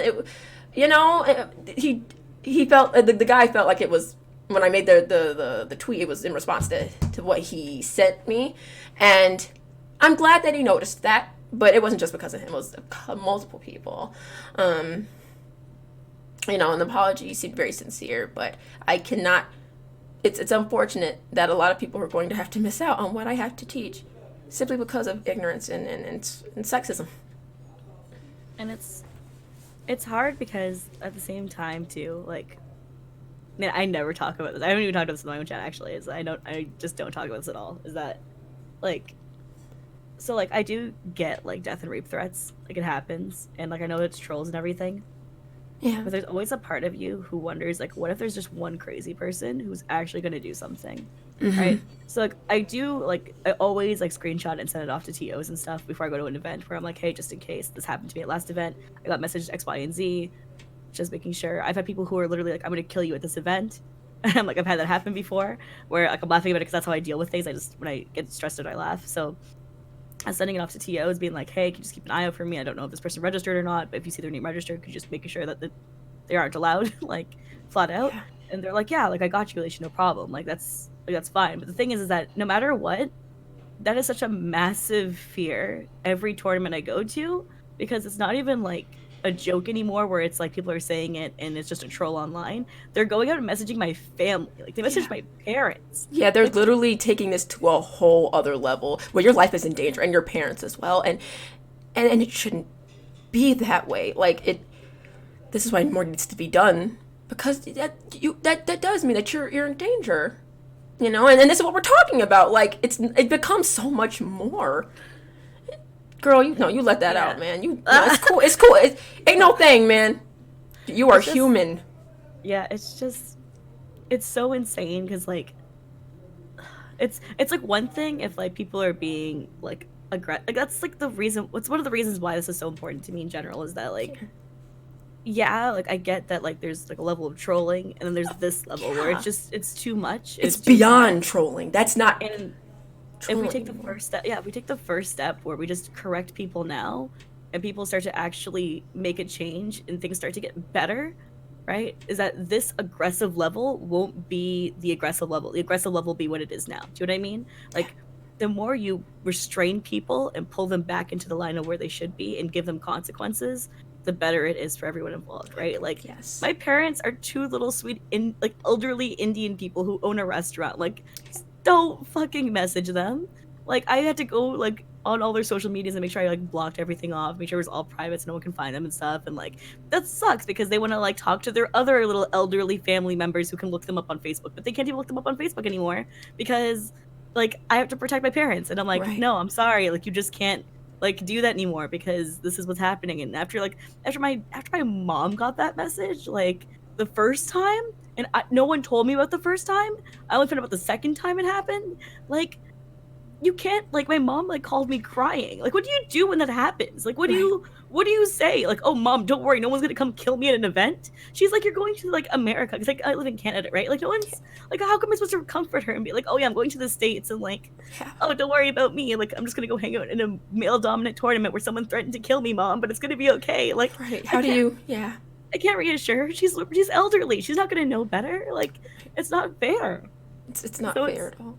That's why people need to speak up. You know, that's why they need to speak up. And like you said, when there's restrictions put, that will teach people that they need to stay in line. You know, if you can't, then, you know, get to stepping. So things like that don't happen where, you know, you're getting threatened and your family's getting threatened and you feel afraid when you go to tournaments. Like, the thing is that, like, TOs are amazing in the sense that they'll always, like, keep an eye out and, like, take care of us. And like if you message them about shit, like, they'll always, like, take that extra mile for you and make sure that you feel protected and be like, hey, cool. Like, and, like, even when I'm at an event floor, you'll notice that I'm always, like, with a man in general, like, all the time, 24/7, just because, like, 100% of the time I do genuinely have that fear. But the thing is that fear, like, becomes a reality when people take such aggressive steps towards you, right? That it's no longer about people harassing you in a Twitch chat. It's a real life thing now. Yeah. And that alone, like, I can't fathom, like, if that was happening to other people, I would feel mortified. And I'm sure that it might have happened maybe to some other people too. I actually do know of other cases where women, like, reached out to me being like, hey, I was stalked.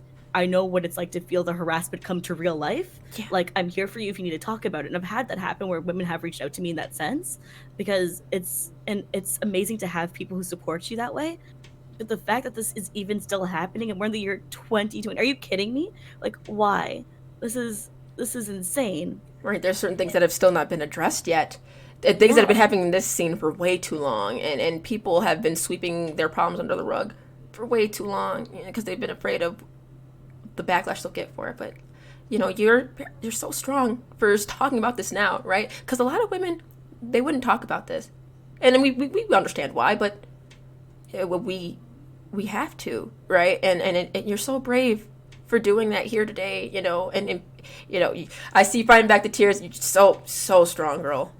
Because I know, like, you, because there's I've heard of a couple of instances of stalking and, like, death threats and things like that. I don't know, Ricky Ortiz had a stalker as well who was in her emails, like, her emails too, and it was horrifying. And she talked about it at the Women of FGC panel at Evo as well. You know, and it's like, I understand why people are afraid so they don't speak up, but the fact that you have will help those that have been suffering in silence. Yeah, I mean, like, it's also the situation of, like, I'm gonna talk about two cases, two times. I'm not gonna name drop anybody unless if they want to have their own name revealed, you can do that on your own. But, like, I'm not gonna reveal names or anything because I don't want to, like, I don't want to give away identities of people who might not feel comfortable coming out about their stories, right? So, so first one was that there's a girl at an event, and prior to the event, she was getting harassed majorly. There was a big blow up about it. Like, she didn't feel safe going to the event anymore. She was like, hey, can I hang around you the entire time? I just don't feel comfortable. Actually, I'm gonna talk about 3 scenarios, okay? But this is the first one. And she don't feel comfortable going to this event anymore. Like, I want to go, but, like, I know that they're gonna be there. Like, can you do something? Like, I don't, like, they didn't even ask me to do something, actually. They didn't even ask anyone to do anything. They just asked if they could hang around me and Spag to feel safe and comfortable, right? Right. And I was like 100%, but what's going on, right? And then they opened up to me, and they opened up to Spag and Fergus, and I was given the rundown of the situation before I approached her about it. Yeah. And when I realized that this was all happening, I went to the TOs right away, and I was like, hey, listen, this is what's happening. Like, as someone who cares about you guys and cares about your event, if you let this person in, I am not going to be happy. Like, that's facts, right? And I'm casting 2 of your top 8s for 2 different games back to back, and right, like that's a problem. They need right? you. Like you need me, 1, 2. Like I'm not gonna pull out and be a dick about it, but at the same time, I would definitely consider it if there was no action taken to make sure that she's protected. Right? Because like I don't want to be supporting an event where you aren't protecting somebody who feels threatened, who has openly been like sexually harassed prior to the event even happening, and it being voiced, and the person being well known enough to make this not happen, right? But then they were like, you know what? Like, we're reviewing the situation. Like, we'll take care of this. We'll make sure she's okay. Blah blah blah. At the same time, like they actively made sure that he was never around her. They still let him at the event, which is questionable. But at the same time, like it was a rough situation for them to go through. But I guess my biggest thing is that the fact that we had to basically bodyguard for her, like, shouldn't be a thing. Like, I don't mind doing it. Right. Like, I've told women time and time again too. It's like, hey, if you ever need somebody to like to come by and like be like the alpha AF person that you need, like let me know. Like just be like, oh Alicia, what's up? I don't want to catch up, and like let me know about what's going on. Like give me the situation at hand. I don't care if I know you or don't know you, right? I don't care if you play anime fighters or something that I just am not involved in. Let me know. Come to me, tell me about what's going on, and we'll handle the business. We'll get down to it and make sure that you are taken care of. And that's a sad instance for her, but there's another instance where there's a girl who was physically being touched by someone at the event over and over again, was being physically touched by somebody, and she was like, I kept telling them not to, and they keep grabbing my ass, and I don't know what to do. And I was like, what? I was like, what? Like, this is I was like, okay. Where's Alicia going, right? Like, so I was like, stick with me. If she comes by, I'm gonna tell her off, right? So basically the person comes by. I mean, they've already been banned from tournaments now. This person's banned from tournaments because of them sexually harassing people and touching people. Right. Person comes up. I give them the business. I'm like, listen, don't come near, don't touch, don't talk, nothing, right? They're like, what? I'm like, no, I don't care if you didn't do nothing or not. You made this person uncomfortable, back up. Right? That's all. Right, that's it. That's it. Like, there's no argument to be had. There's no fight to be blown out of proportion. It's stating the facts. This person doesn't feel comfortable talking to you, leave. That's it. Go do your own thing at the event. I don't care. Stop touching this person. Stop talking to this person. Yeah. Right. They messed off. I made sure that this person was okay. We moved on. Right.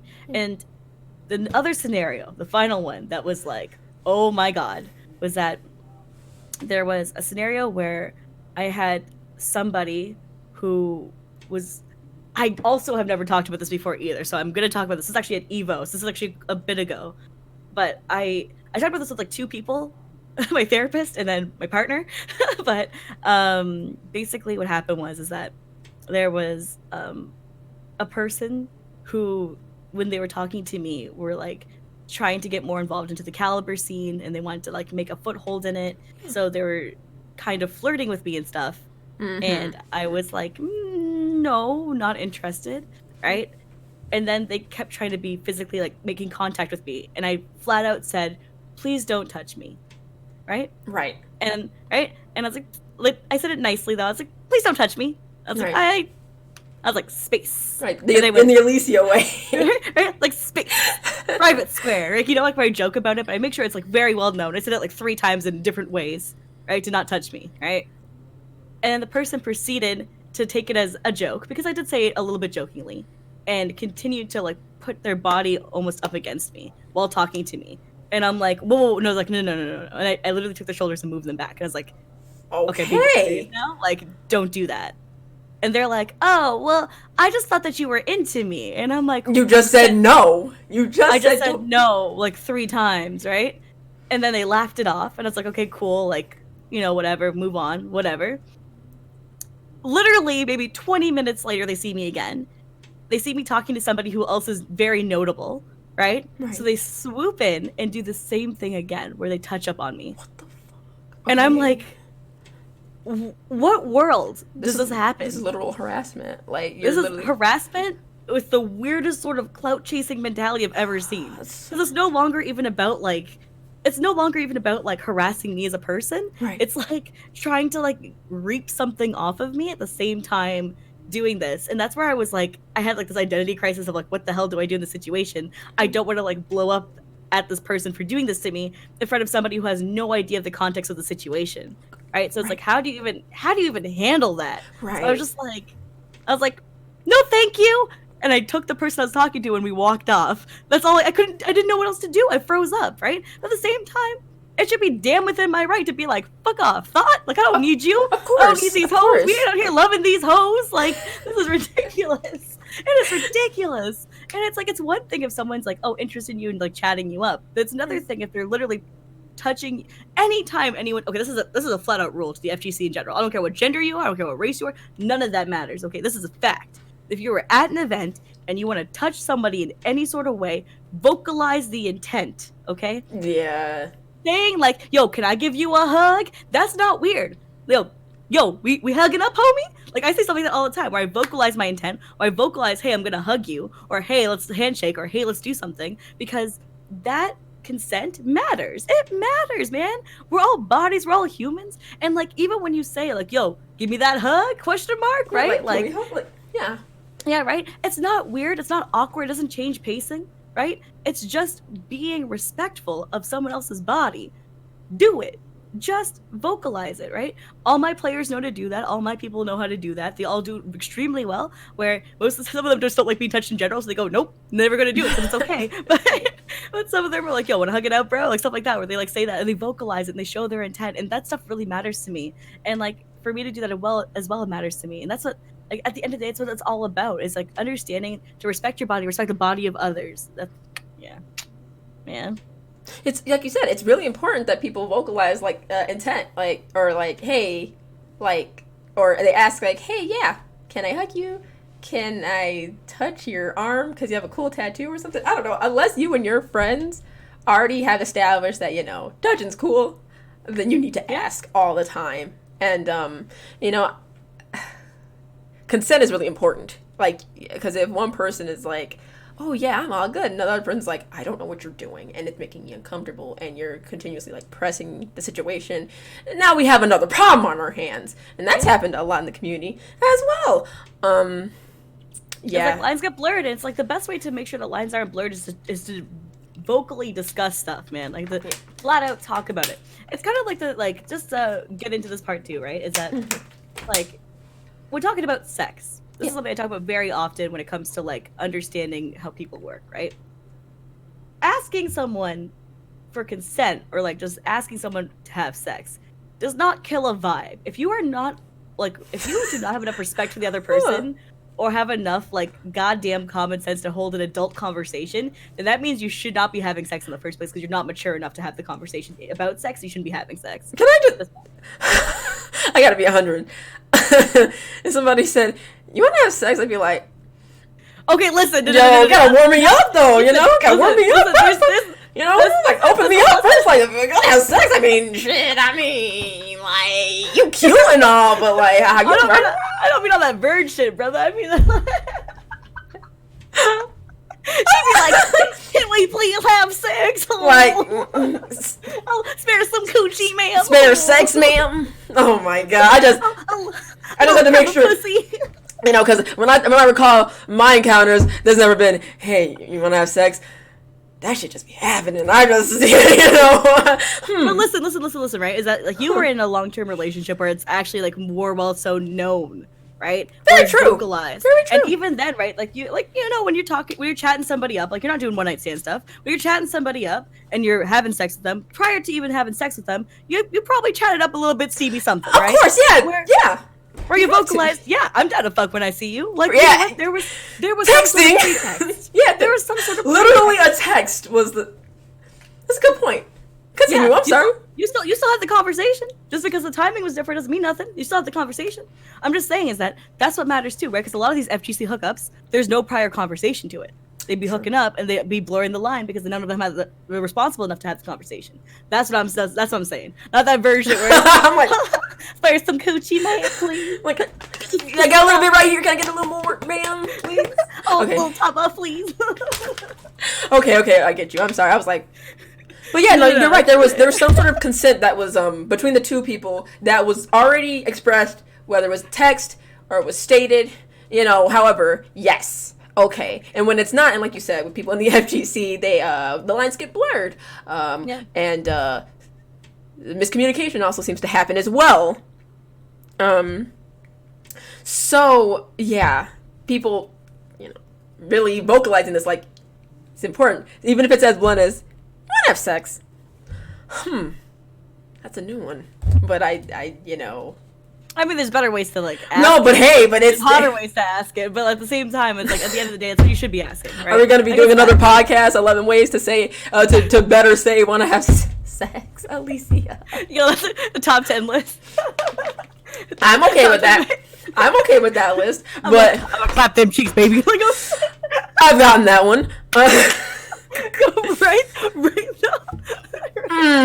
Yeah, that's oof, man. God, you're making me think now. God, I feel like, man, I'm old. But yeah, no, yeah, for sure, you're right, and because in the FGC and in general, sex can be a great thing, but but when two people aren't, there's not a understanding, it could be somebody's nightmare, and then somebody else thought it was something that it wasn't. And there's been a couple instances of that too, as I'm sure as you all have seen on social media, because people approach things differently when they want to bring things public. I've noticed. Some people will be outright and they'll say, "What's up? What happened?" Which also I think is why we got that I call it the movement, the Me Too movement of the FGC that happened, and a lot of women were like, "Hey, yeah, this happened here, and everybody's like, "Why y'all wait so long?" Can you elaborate a little bit more on that?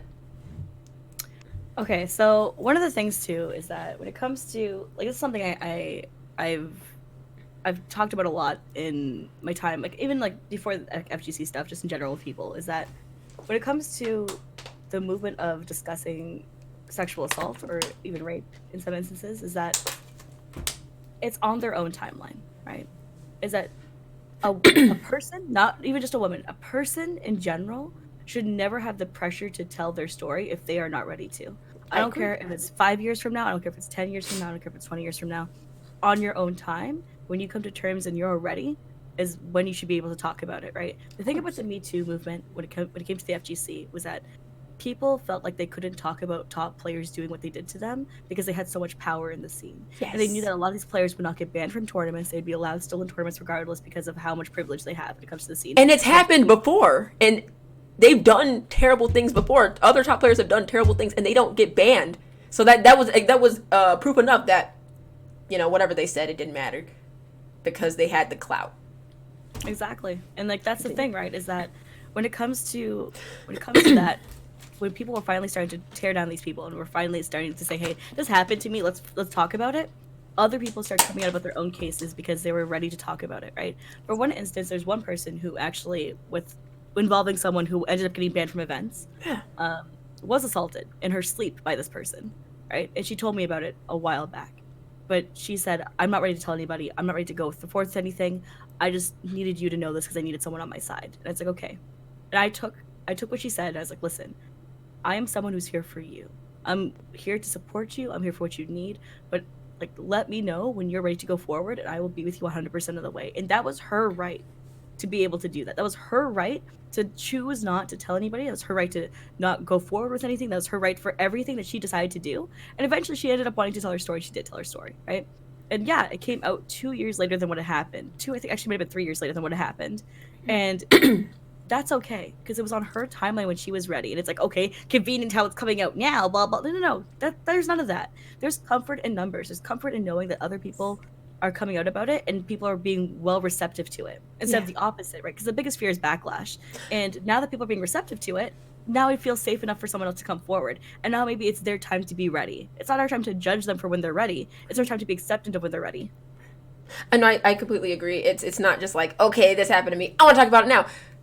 Do you know fucking traumatizing that is? I'm not talking about to you. I'm sorry. I meant like, does everybody understand how traumatizing that is for you to feel like you didn't have control and that somebody overpowered you, and to feel helpless? Just like that's not something you just it happens and you're like, oh hey yeah, like you're going through that situation again and again and again in your brain, trying to figure out why I didn't do more, or why did I let this happen. You blame yourself. You don't know if you could talk to anybody, and all these things go through your head because you never. And I think sometimes people think it's never going to be them, and when it happens to them, they're frozen. They think, oh my god, like this happened to me, and you know, that takes that, and especially if you don't get help or seek help, that could be something that you could keep to yourself for years, and nobody should ever force you to speak about it when it happens automatically. No, that's trauma. Like when people lose loved ones, a lot of the time you're not gonna just see them state like, oh yeah, you know, I lost my mother. You know, a lot of the time people are very to themselves about those things. They're very quiet and removed because you're dealing with something so traumatic. Like my my mother, when she was younger, not my mother's mother, my mother's sister, when my mother was like maybe she had gotten out of college, and her sister was sick, and her sister passed, and it was one of those things where like my mother never really got help. My mother's lost a lot of people, and so much about my mother that I didn't understand, like emotionally, because like I don't she never really, like it never really seemed like she had gotten the help that she needed to work through it, right? And so we never really knew a lot of why she reacted the way she did to certain things. Like, you know, my mom is amazing, right? Like she's awesome, but like obviously there were some problems there, like traumas that she had dealt with, and when it came to loss that she never got to fully work through, and I think she seems to be doing way better when it comes to that now, and how she deals with other things emotionally. But like, good, it took years, like we're talking like literal years, and yeah, things like that stay with you, and this can be applied to anything traumatic to anybody. Just examples. I mean, the other thing too is like when it comes to like people coming out about their stories and people, you know, being delayed in coming out with their stories, is that it's not the responsibility of the victim to come out to protect other victims in the future. Right. It's not their responsibility. No, it is not. And that's right. and that's something that, you know, I've seen people fight with a lot. You know, where you have information about something, or it happened to you, and you know people are like, well, you should be speaking out about it because what happens if they do it to somebody else in the community, or what happens if they do it to somebody else? That like, a lot.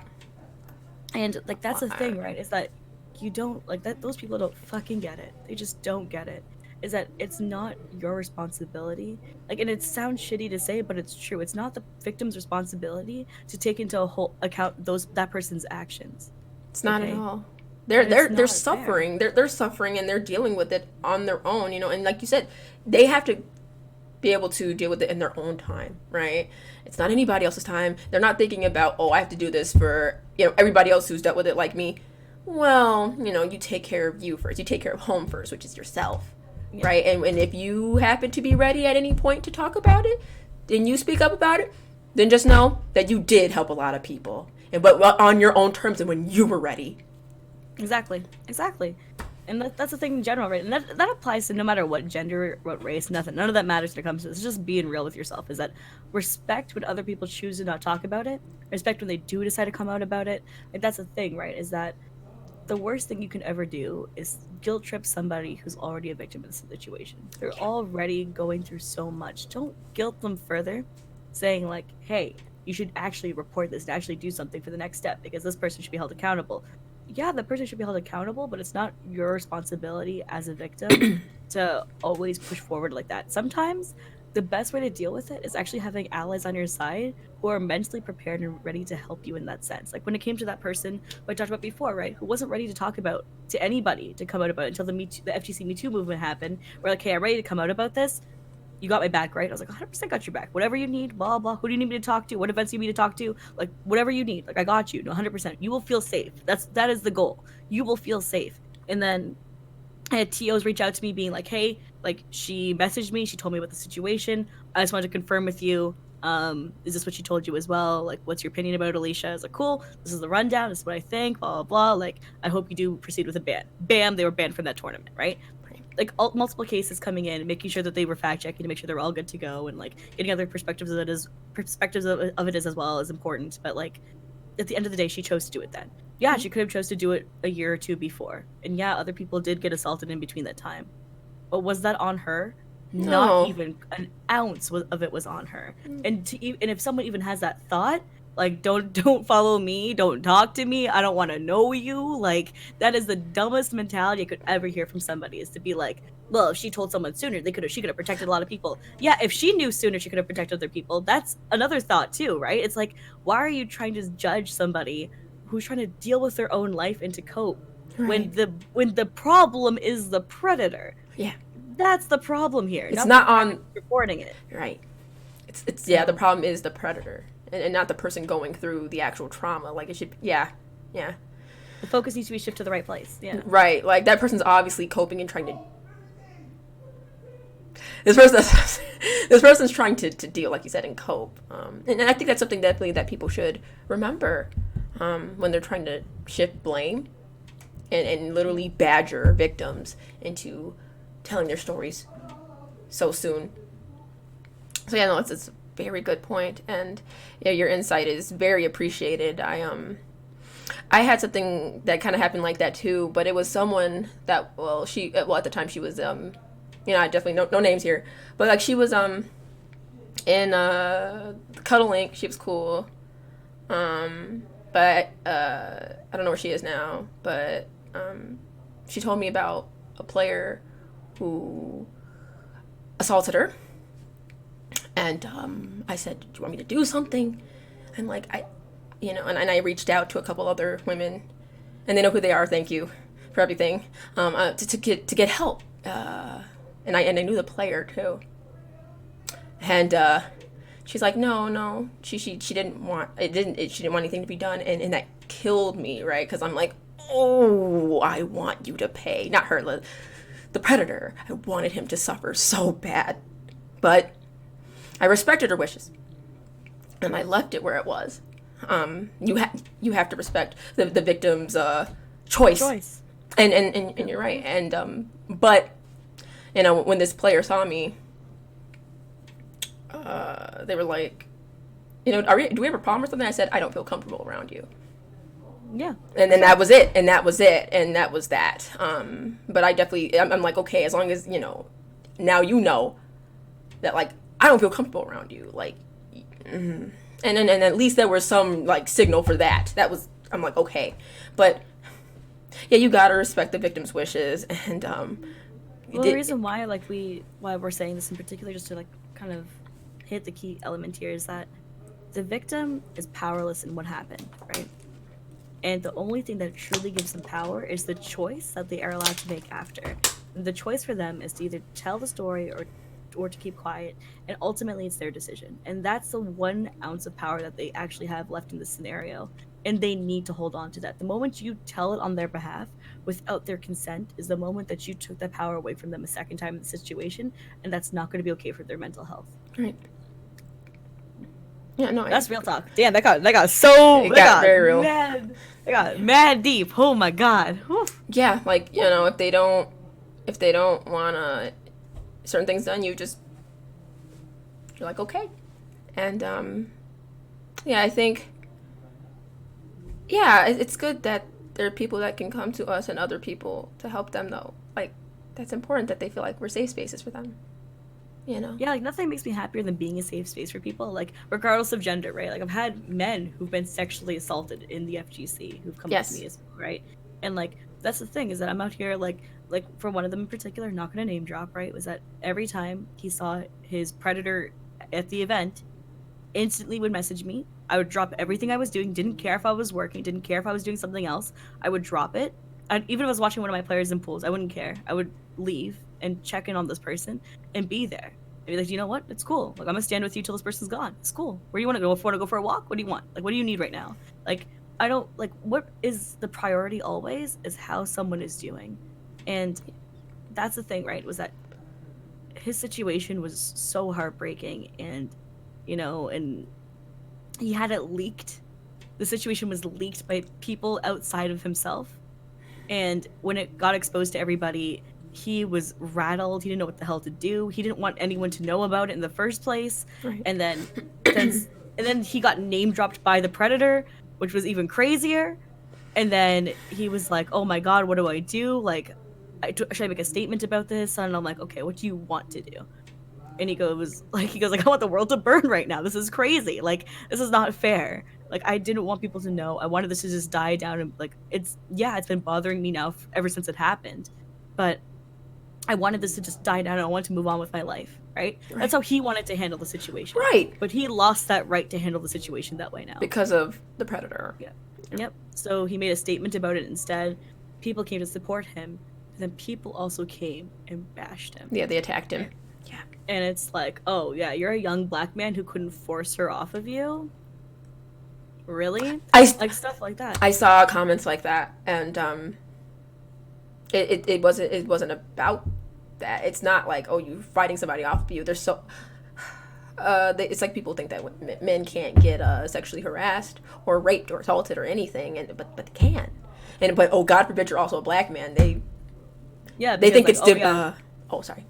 No worries. It's just something that always pisses. Like, I talk about this a fuck ton on my own stream. It's just that, like, when it comes to like the mentality of like, oh, young black men, like, oh, they're meant to be like a certain X, Y, and Z way, like, oh, they're meant to be strong, or they're meant to not show emotion, hard and all. Yeah, they're hard, or it's the opposite where it's like, oh, he's a goofy nigga, blah blah blah, right? Like, no, shut up, stop putting these stereotypes and projecting these stereotypes onto young black men, because you're fucking with them mentally, and it's terrible. Thank you. And yeah, I'm dropping F-bombs right now because this is insane. We've been dropping F-bombs for a while, sweetheart. No, you good? You good? You good? I was like, did I? And then it's just like, it's crazy to like have that even happen. Please don't say the N-word. Oh, are we? Yeah, okay, we're having this conversation because like I'm gonna have this conversation too. I had this conversation on my own stream. Okay, the importance of saying nigga is a thing. Okay, let me educate you about why it's important. Also, tell them that you're black though as well, because you have to put that in there. Because if you don't put, like you got. So my dad's from Ethiopia, right? She's black. She's black. I say the N-word too, but I don't be saying it like that's the important part. in my podcast. We should mention that. I don't, hey, I'm cool. I'm good. There's a type of place that's their slang, and then there's this is a chill post podcast. So like, let me teach you about why it's important to say the word. Okay, this is why it's important. Okay, and this is the reason why we don't also say the word at the same time. I'm gonna teach you both reasons why. Okay? Ooh, wokeness. So I love this. Woke. Let's get woke. Let's get woke. Okay, this is it. So what happens is that the actual use of the N-word with hard R and stuff like that was used in order to segregate and to belittle people, right? So what happened is to regain power and control over the word is using the term nigga, right? Yes. That is how you regain power over the term and to use it towards your own people and towards what you feel is akin to you, right? It's a term of endearment, actually, that people use it as. Exactly, right? It's another term for homie, but... Yeah, but you use it because it's like, but that's the thing, right? Is when you normalize the word and you use it in that sense, it's so important, right? Because what happens is that you're still claiming the power over the word and not letting other people use it against you in a casual sense or even in a sense to segregate you, right?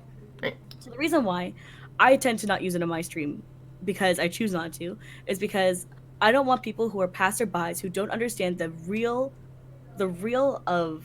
reality of the word to use it freely, right? So for example, like flat out, if someone who's outside of being black uses the N-word, no, the N-word pass is not real. It's a joke. It's a joke. People say, oh man, he got the N-word pass, blah, blah, blah. It's a joke. I hate when other people give them the pass. Yeah, like give them the pass. That's never true. It's a joke when we say, oh, we gave you the pass or something. It's not true. Don't use it, right? Because what's happening is that you're outside of the race that is involved, and when you use it, you're actually now stating onto another race that they are that word, versus it being used within that race because it's taking the power away from the word. You're now putting power back into the word by using it because you were given a privilege moment to use that word. That now means that you are pushing against the word of what we're trying to do with the word. And that's why it's unacceptable to use it, but at the same time, should be used more often by people who are colored, by people who are black. Because if you're not using it, and if you are Ethiopian and you ain't using it, that's a problem. That's a problem, right? That's the thing, right? It's that like, yeah, I identify more with being Indian all the time, which I'm sure I vocalize quite a bit because of the fact that my mom actually doesn't speak English. She like learned English more recent within the recent years. So I grew up not learning English as my first. So I identify heavily with being Indian because that's how I was raised. Right. But like, my dad darker than night, right? Like it's not something that we can dispute around here. Oh, okay? yes. It's like your father is Ethiopian. Yes. Like that's the thing is that like it just be that way, and it's like yeah, he's multilingual, right? Like he knows all of his languages, but he grew up learning Indian languages first because he grew up with around Indian people as well. Like that's the thing, right? Is that like we all associate with him being like a little black man, little Indian man, little like whatever the hell he chooses to be at the moment. But like that's the thing, right? Is that at the end of the day, right? Like we've been through so much when it comes to the word. We've been put into this culture where it's like no one should say the word ever, right? And I understand that too. But at the same time, the reason why it's important for Black people to say the N-word is because it's still gaining control over the word. When you take that word away from people, that's a problem. That's actually a problem. When you go, well, if we can't use it, then none of the Blacks should be able to use it either. I'm like, but no it's one not... should use the word. Like, and no, they say that, and people say it all the time. But it's like they'll say like, well, if we can't, then no one should. Well, no, like you said, they're reclaiming the power back over the word because the word was originally used. Wasn't it during slavery times? And it was a word to kind of just like, belittle slaves. It was a term to make them seem less than. And it was derogatory because it was supposed to be subhuman. Yeah. Yes, and so it was used that way all the time. We claim Southern Indian. Sorry, someone asked me the question. Oh, no, you good, girl. Ethiopian and what? The South Indian. Yeah, but like Trivandrum. Claiming it back, the power back over it is a beautiful thing. I don't use it often, but like around some of my friends, I do, and I'm sure a lot of people are like, "Oh my God, Cuddle." No, I'm Black. And that I use some of the ebonics, some of the terminology of my people, and I am entitled to that because these are my people, and that's part of our language. That's where ebonics comes from. Is from Black people. Did I explain that? Did I explain that okay? Yeah, that's what I think. I feel like you did. Okay, well that's that. Yeah, but that's the thing though, right? Is like. At the end of the day, right, is that, like us saying stuff like that and us associating with our culture and us like using words that make other people feel uncomfortable, that's gonna happen. But the reason why it's important for this to happen is because it's still allowing us to have power over the word, and choosing to ban out the word and not use the word in general actually creates a worse environment for everybody, right? So what happens is that when you choose not to utilize that in your language and it makes people feel uncomfortable and you're like, you know what, no one should use the word now because it makes people uncomfortable. It's like, okay, there's a reason why it makes people feel uncomfortable. It's what it's connected to. It's because it's connected to it's connected to being racist, right? So that's the thing. Slavery.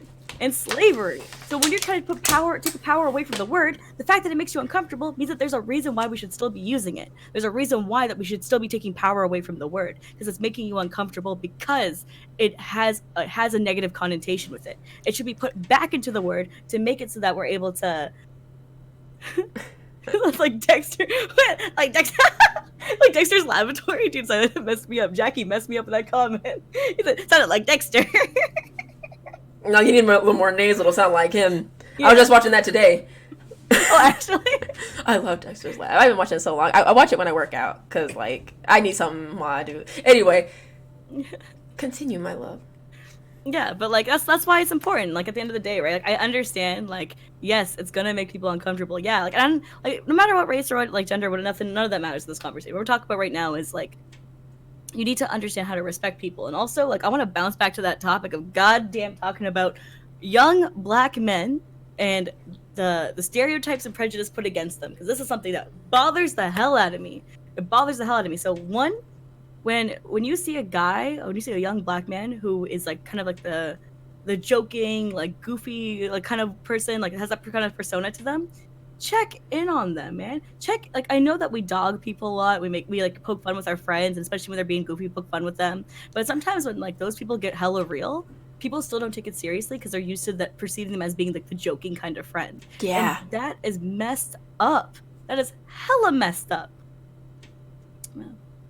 And oh yeah, I guess like the next part also on top of that too is like when you have like oh, like young black men should be like stoic and they should be like, you know, they should suppress their emotion because they're so strong, like strong young black men type of thing, right? And it's like people are allowed to be whatever they are. Like they don't need to be a certain way because of their race or because of their gender or because of anything, right? You can be a soft boy and be black. That's fine. Like, oh, girl, hella. And you know, the thing is, unfortunately, I think with the black community, what's happened over the years is we feel like we've, well, from what I've seen, they feel like they've been hardened because of how they're treated by the justice system, how they're treated when they try and get jobs, how they're treated when they try and express the pride in their ethnicity, whether it's their hair or what they wear. So because of those things, there's like this, I think over the years, it's become this, like, probably even over the last like 100 years, like there's this shield that they have to put up. And so now that we're kind of getting out of that mode where we have to wear a certain skin to exist, like positively in the scene, like you said, with like black men having to always fit this stereotype, I think it is slightly getting better, but it's just been years of like having to put on that skin to protect yourself from the stereotypes, from the profiling, from the injustice, being put in jail over things.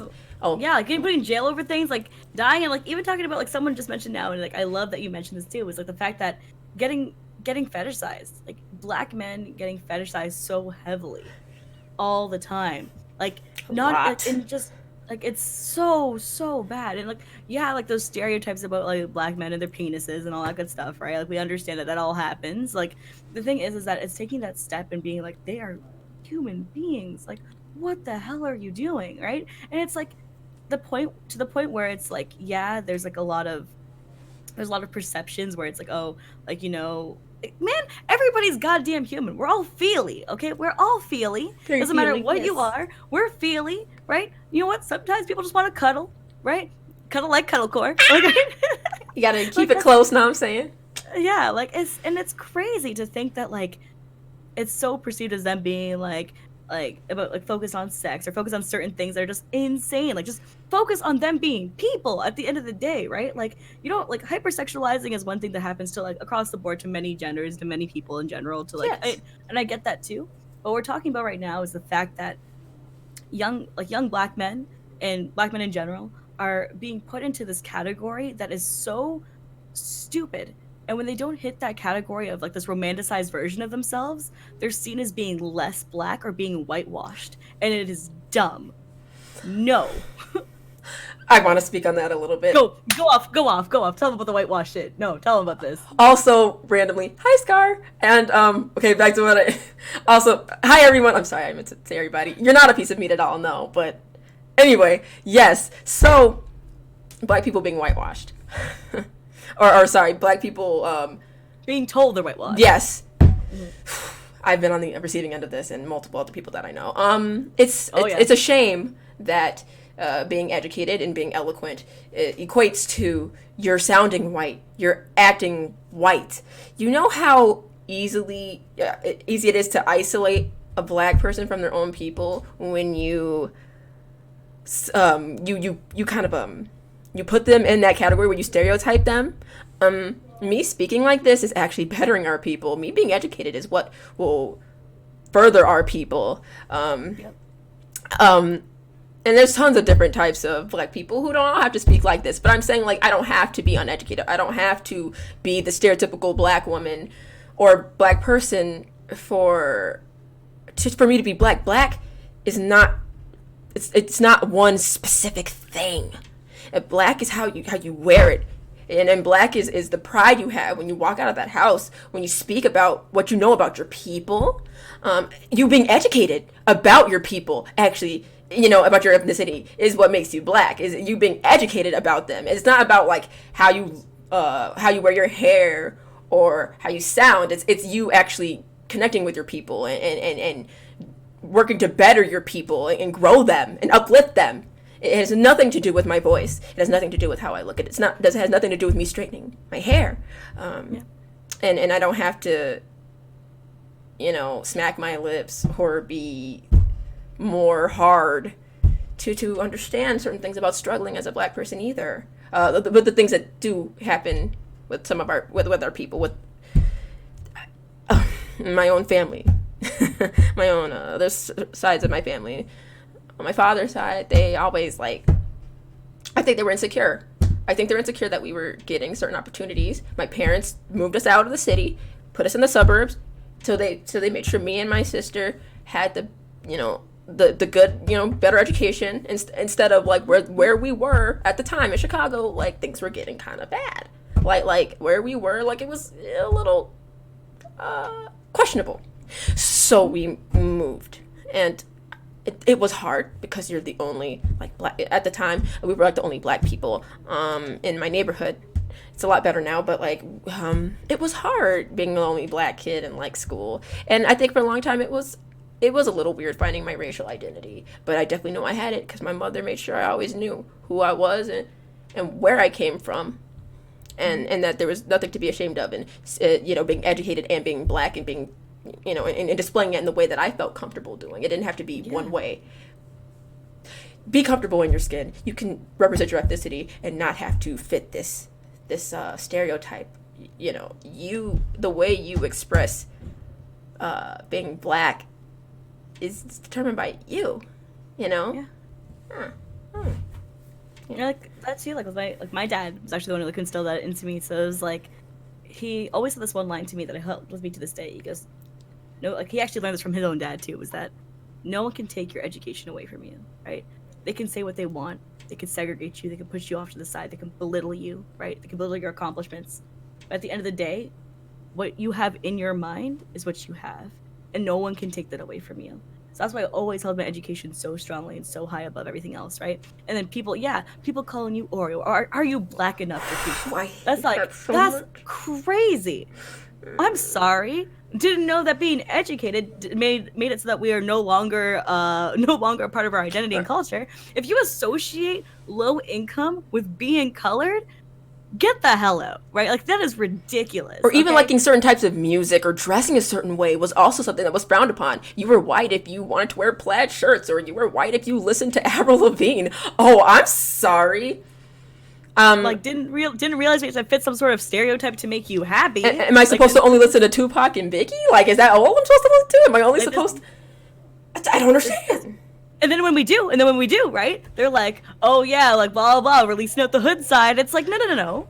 I enjoy what I enjoy. So why the hell are you putting me into this category every time I do anything? Doesn't matter, right? It doesn't matter. You can't win no matter what you do. It's either that you're leaning too hard into it, or you're being whitewashed, and there's nothing in between. And it's this cultural identity that we go through as kids. But thank God for good ass parenting, because your parents taught you right. My dad taught me right, hella. Girl, he was listen, you colored, and you're gonna have to deal with that, and there's gonna be a lot of shit being thrown at you. But listen, you got this, and that's all that matters. You got this, and I was okay. And our parents, God bless them, they taught us that.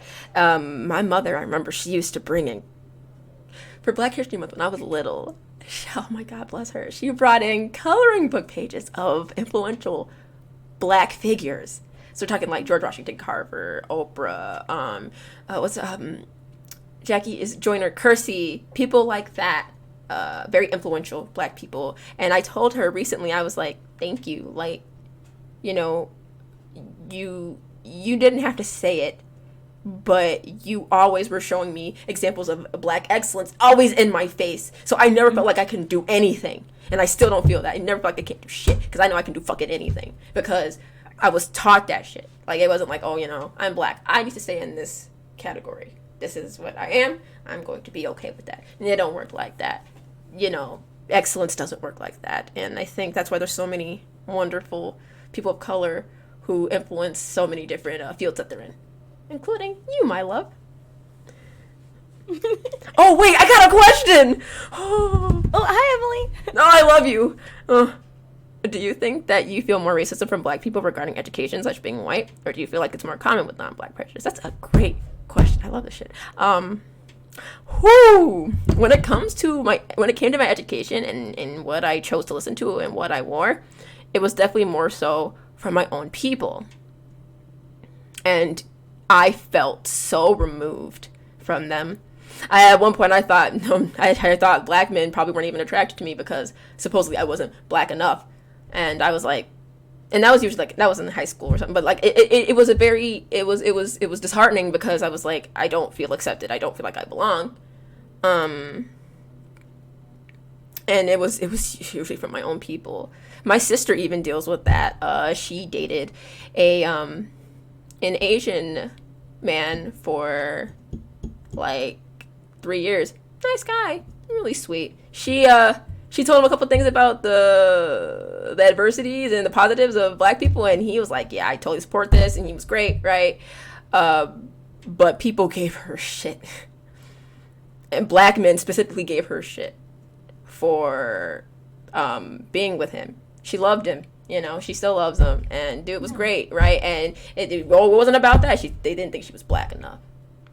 Oh, you're not dating the brother? Oh, you're not. Oh, well, what you got against the brothers is what she's literally gotten. They walk down the fucking street. It's so true though. I'm like that happens so often. That happens so often, right? It's like, you picking up like, one of the whites. Oh, you chasing up? You climbing up the ladder? I hate that. When you climbing up the ladder, when we get a white person, when we're dating a white person, like shut your ass up. There's no ladder. It's just you know, you're attracted to who you're attracted to. But people, I feel like there's some people who feel like, you know, stick to your own race. My older sister, not Ash, this is not Ash, she's younger, but my older sister, she feels that way, where, you know, she feels like dating and marrying, like, is like this thing where you kind of just, like, you stick to your own. And she's like, black love, and I'm like, black love's great, yeah, but, like, I'm never gonna knock somebody for loving who they love, and I can't shit on somebody. I'm not gonna shit on somebody or think that they're forgetting about their race just because they are loving someone who's outside of their ethnicity or something like that. And if anything, I think it just expands our race even more, because I always say black comes in so many different shades, as you and I are examples of. And you know, it expands our race, and it's just more love for everybody. And it's supposed to be a positive. I could never shit on my sister. She's never dated a black guy. She hasn't. But I don't shit on her because she's one of the most woke people I know when it comes to our people. So educated about them. You don't have to date another black person to be in tune with, that's facts, you know, the black culture. You know what I'm saying? Like, I mean, for me, the harshest criticism I got when it came to relationships, in that sense of like judgment for the color that I dated, was more like from my family, actually, right? Was a big thing, right? Was that like, oh, you're not dating someone who's colored, right? And they didn't give a damn about what it was. They're like, as long as it's Muslim, and as long as they're colored, like that was the two things, right? Both, and a man. It had to be a man. had to be a man, right? Trifecta, right? So it was like, sorry, got hot at it. No worries. So okay, listen. It's like the trifecta of all those things, where like they wanted that so badly for me, right? And then like I've dated almost every race, right? All the colors. We did the damn rainbow, okay?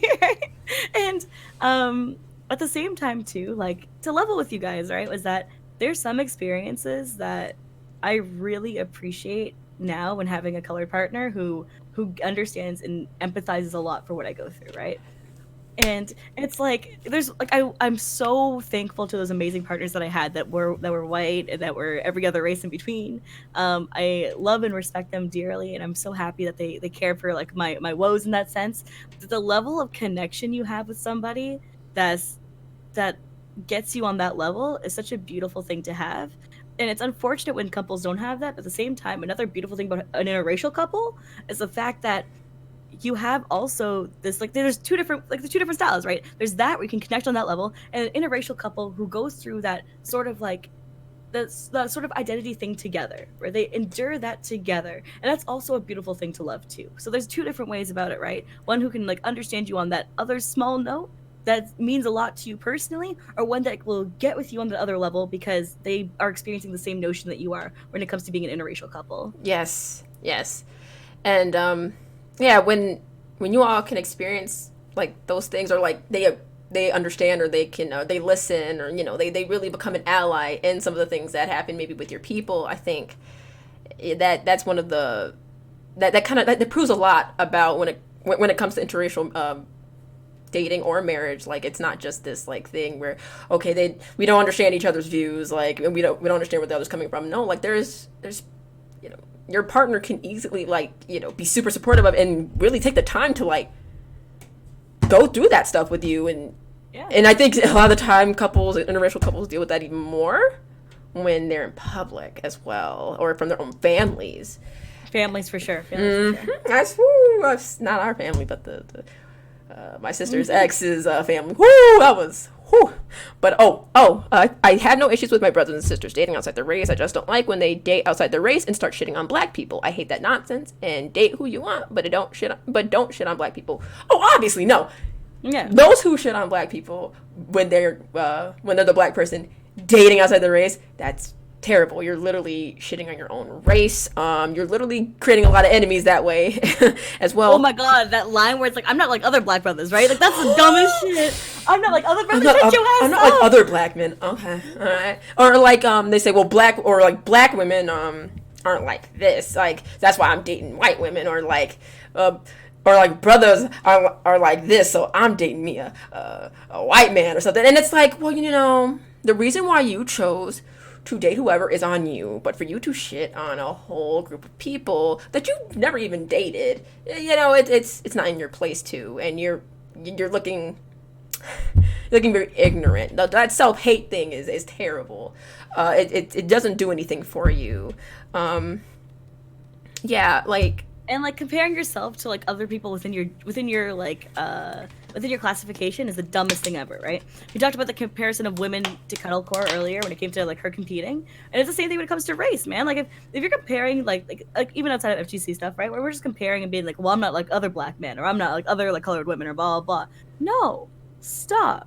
Don't create a bar and division between you and others in that sense. You can say I'm not like other people because I'm goddamn brilliant. That's one thing. That you don't need to specify and belittle the classification that you are purely for the fact that you want to seem advantageous to them. Yeah. That's messed up. That's messed up. Don't take a back step for people just because you want to be so different. You can be your own unique little snowflake on your own time, but don't put to other people. You know, I've seen that on, I always reference social media. People be showing so much about themselves. Celebrities, there's certain, like, black ones. I can't remember, but they're black. I knew that. And they would, like, shit. They're male. The celebrities would be male. And they shat on black women.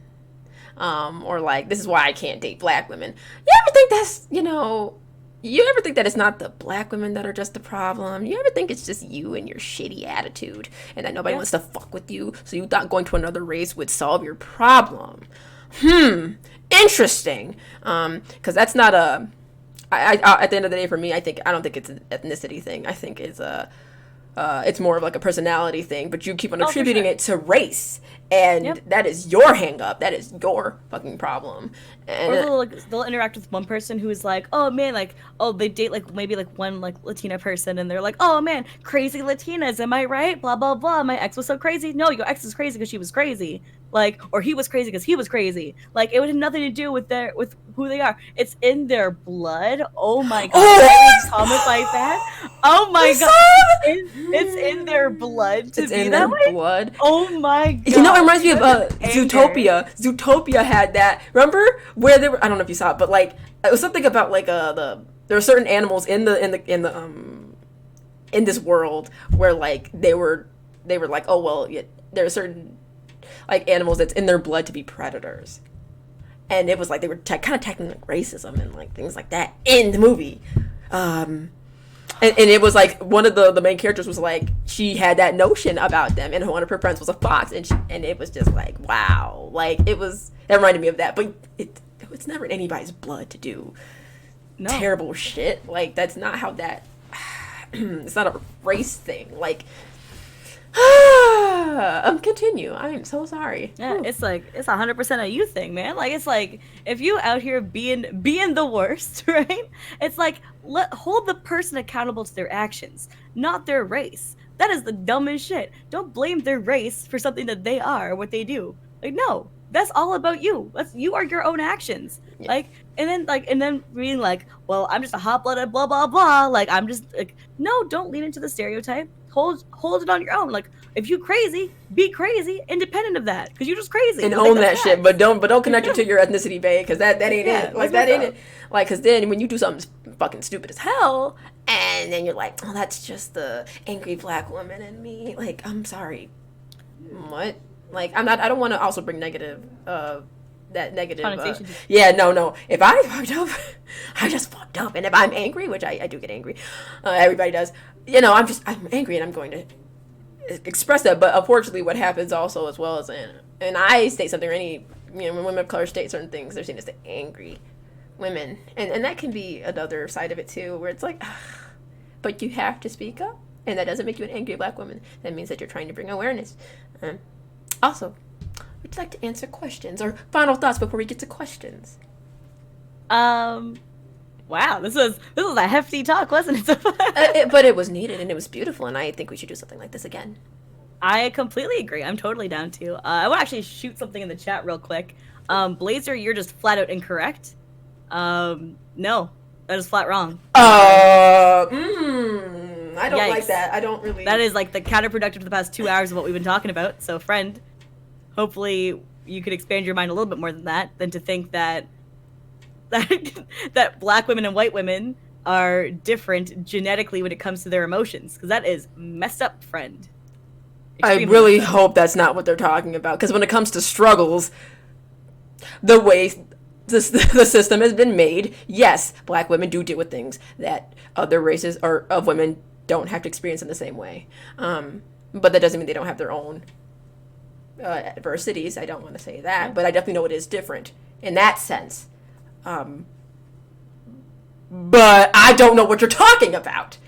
Our emotions, we're people, we're women.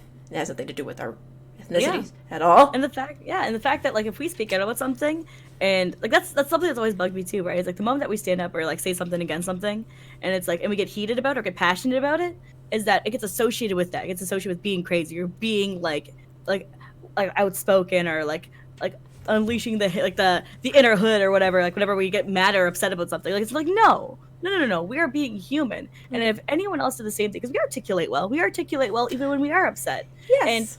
And if you did the same thing when it came to white people, you wouldn't do that. You'd be like, wow, she's making a great point, or blah blah blah, or like you'd be focusing on something else, or he's making a great point because he is upset, but he's not like doing anything crazy, right? Right. But then we show the same level of intensity and it gets shoved off into that category, like mess off. Oh, girl, even when I've spoken, I've seen people say like, wow, I didn't know she was so well spoken, or like, I didn't know she could speak. Well spoken. Oh. And now some people, they just have not heard me talk, right? But other comments, it feels like it's directed towards like, oh yeah, I'm black, and they assume that I'm not supposed to speak that well. I've seen, oh wow, she's so well spoken, and then like those statements really kind of hit me a little weird. But yeah, it should never be like, oh well, if I'm expressing something, it should not be like, oh okay, wow, I'm shocked that they're well spoken, and oh wow, they must be really mad, like this is the angry black person. That's not how that goes. Expressing yourself is because you're human and you're passionate. I think I think people should definitely pay attention to that. It's a respect thing too, like I said like 3,000 times though, it brings awareness. Like, you know how much awareness we have, I think we've brought by talking about these things, and other people have by talking about these topics and bettering the space, it feels good. Yeah, I'm glad that I'm glad that we did this in general, because we do talk about this all the time. Like, that's the thing, right? You were just like, oh, we should do a podcast together. I'm like, hell yeah, right? We did like a few weeks back, and then like I was like, so the topic of it, right? Can we do this? And you were like, what? I was. I'm not gonna lie. I was nervous because I speak up about things, but sometimes it gets really tiring because people are like, sometimes it gets tiring when people don't get it, and I don't always want to have to teach about it, and I don't. And I'm like, it's a little frustrating. Sometimes it's just, for me, it is easier to be just a competitor, but there's always that part in me that's like, I will fight for every single fucking thing that you know, connects to me and my people, and, you know, bring awareness to things, and you know, it feels good too. It feels good. I think, like, to like hit on what MYK is saying is that I don't think it's so much that, like, because people will be stubborn in what they think, because that's how everyone is as a person, right? Like, you have your own set of core values and what you believe in, and it's opening up the perception, right? It's opening up the mindset of something that could be alternate rather than what you're thinking currently. And that's what we're trying to do here, right? Is that it's like, yeah, like, you just got to educate the ignorant. Like, you got to educate people on what they might not understand or perceive yet. And if if even one person takes away from it and they understand a little bit more, that's what matters more. And, like, it's heartbreaking that, yeah, like, a majority of people won't get it at the end of the day. It's gonna happen, right? There's gonna be people who just don't get it. And that's fine too, because we're out here trying to make the first step to better something in the community. And, like, you know, as I said, like, sometimes it won't hit home for certain people, but hopefully there is a good takeaway at the end of the day. And questions, by the way. You know, what questions do you have for us before we... Oh, I'm sorry, wait, final thoughts! What are your final thoughts? I forgot. I'm so sorry. I would love to hear your final thoughts, love. Final thoughts. More or less like a recap of today was, like, we talked about so much. We talked about comfortability. We talked about, like, your own body, about acceptance, about things like that. When it came to consent, we went through and talked about, like, major underlying issues where it's like, hold yourself accountable and hold the people around you accountable for their actions too. Like, listen, like don't be like, oh man, I don't want to look like a white knight or something. Like, listen, wear your shining armor, defend your friends, like, defend your people, like, care about each other, right? Doesn't matter what race you are, doesn't matter what gender you are, none of that matters. Defend your friends and be a good person, right? Stick up for what you're proud in. If you saw someone do the same thing towards your friend in person, would you stand up for them? And if you didn't, would you be proud of that person that you are in that situation? In my opinion, I would help my friend. I gotta help my friend, man. If I didn't, I would feel like a coward.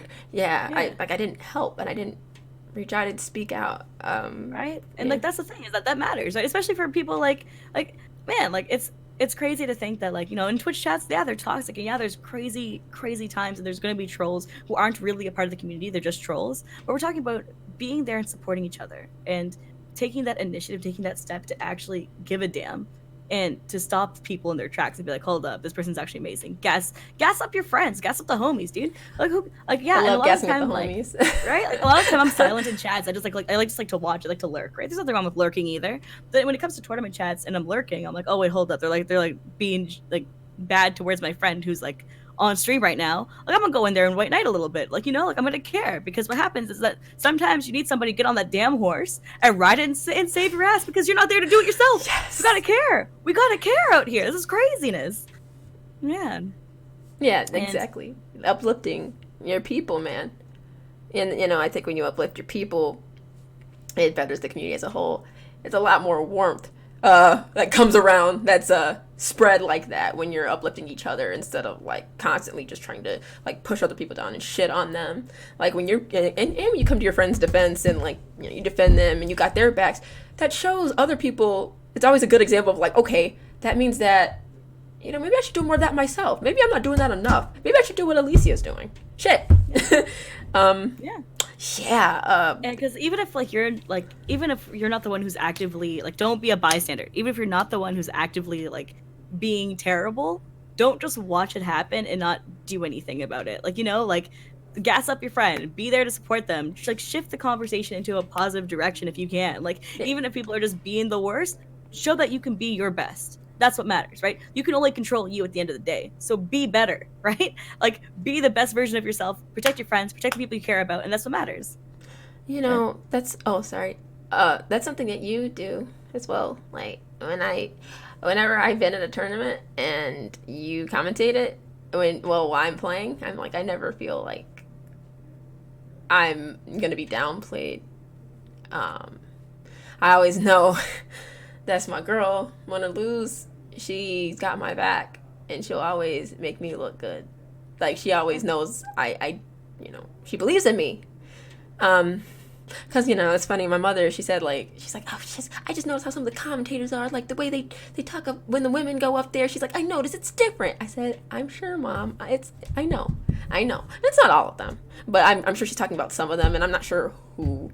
But I'm like, I always know with my girl Alicia, I ain't gotta worry about shit. That I don't know who Mom's talking about. I don't know, but like I know you always credit the players for what they do, and that nothing else ever fucking matters.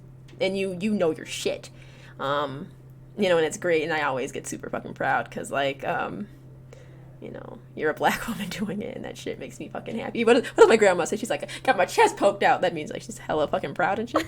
Got my chest poked out, like, yo. God bless your grandma. Grandma Cuds. God bless. One thing to kind of just point out in chat, because I was talking about like white knighting and stuff. Yeah, it's because whenever people do that, they refer to it. They're like, "Oh man, you're just white knighting or being a simp," right? You're trying to like get at a woman or something. Yeah, like I know it's not the literal white knighting, but people like try to poke at it, saying that it is when like they're trying to be like extreme about someone just gassing up their friends. Because you're gassing up your friends, you're gassing up your friends. But like, yeah, sometimes people will be like, "Oh, you're just trying to be a white knight because they're our top player, and you like that because they're a female." And that like, no, they're not white knighting. They're just gassing up the homie. Like, goddamn, like shut your ass up. Like, even if they weren't white knighting, who cares? Like, who cares? Like, even if like, and I guess like white knighting's more like when the person's in the wrong, you still gas them up anyways. Like, I get that that's the actual thing, but like, you know what I mean, right? Like, people sometimes swerve the word. Swerve.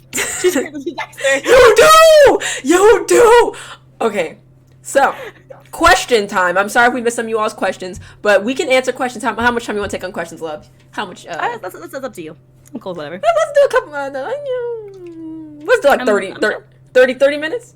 Yeah, that's cool. I know it sounds like a lot, but I say fuck it because it's been so good. This has been great. I can eat pizza at 9:40. I'm cool with it. Okay. Thank you. Oh, also thank you so much. This was great, and if anybody I would do this kind of thing with, I'm glad it was you because we talked a lot about it. Yes. I'm totally down to do round 2 of this sometime. We'll figure out a time. All right, baby. Yeah. Oh, we'll make this a thing. Yeah, okay. Oh man. Well, we'll talk about the topic too. I'm not sure what it's gonna be, but it'll be something. Okay, let's read. No, I'm not going to any Toronto tournaments that I know of right now. Okay. Thoughts on representation of characters of color in fighting games? Any positive ones that you admire, or some that you want erased from history? I'm not good.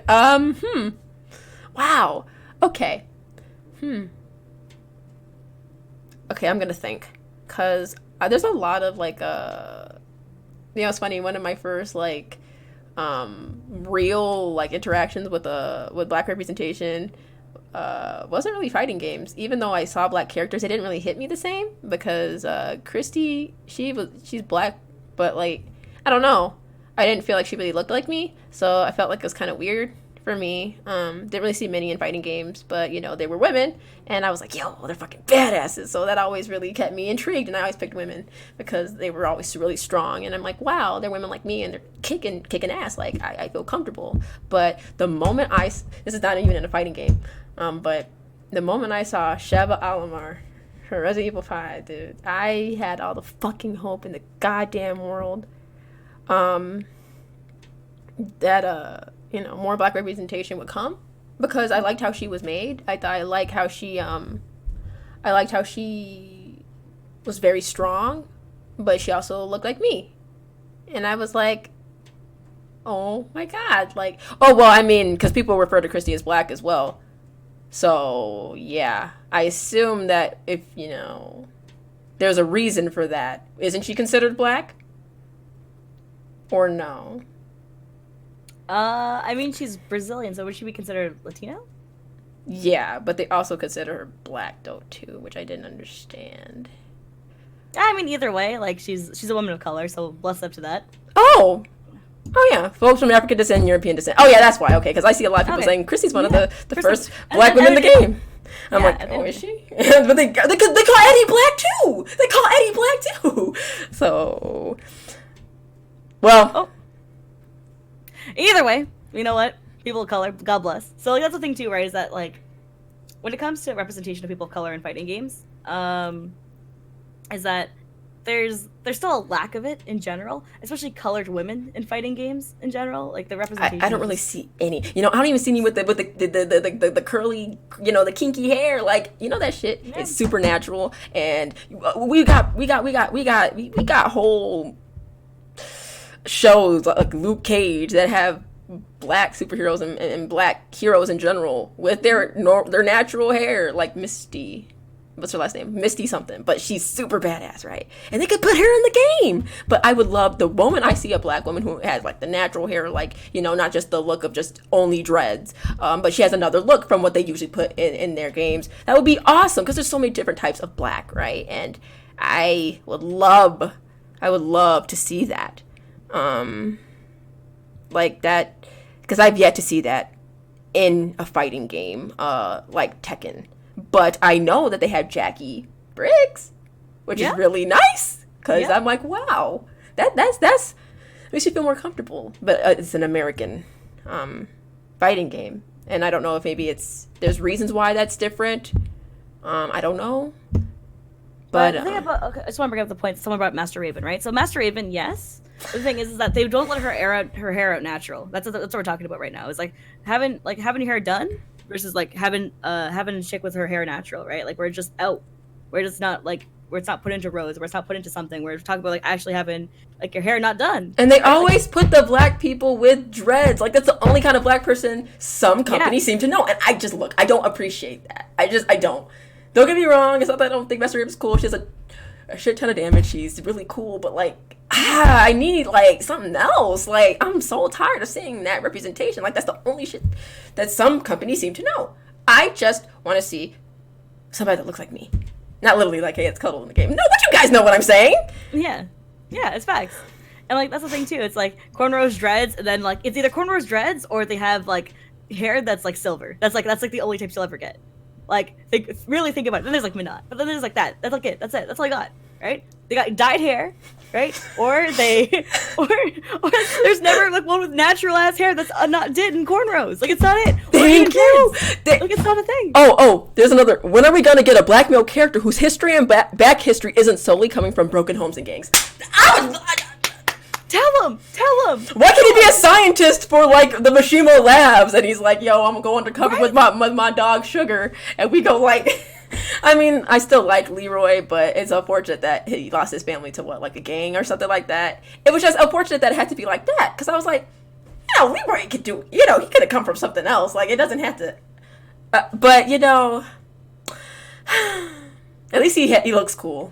At least T-Pain cosplayed him. But unfortunately, that is still a problem that we're having. But it has gotten better, and that's great. We even have like some different black characters showing up in other games.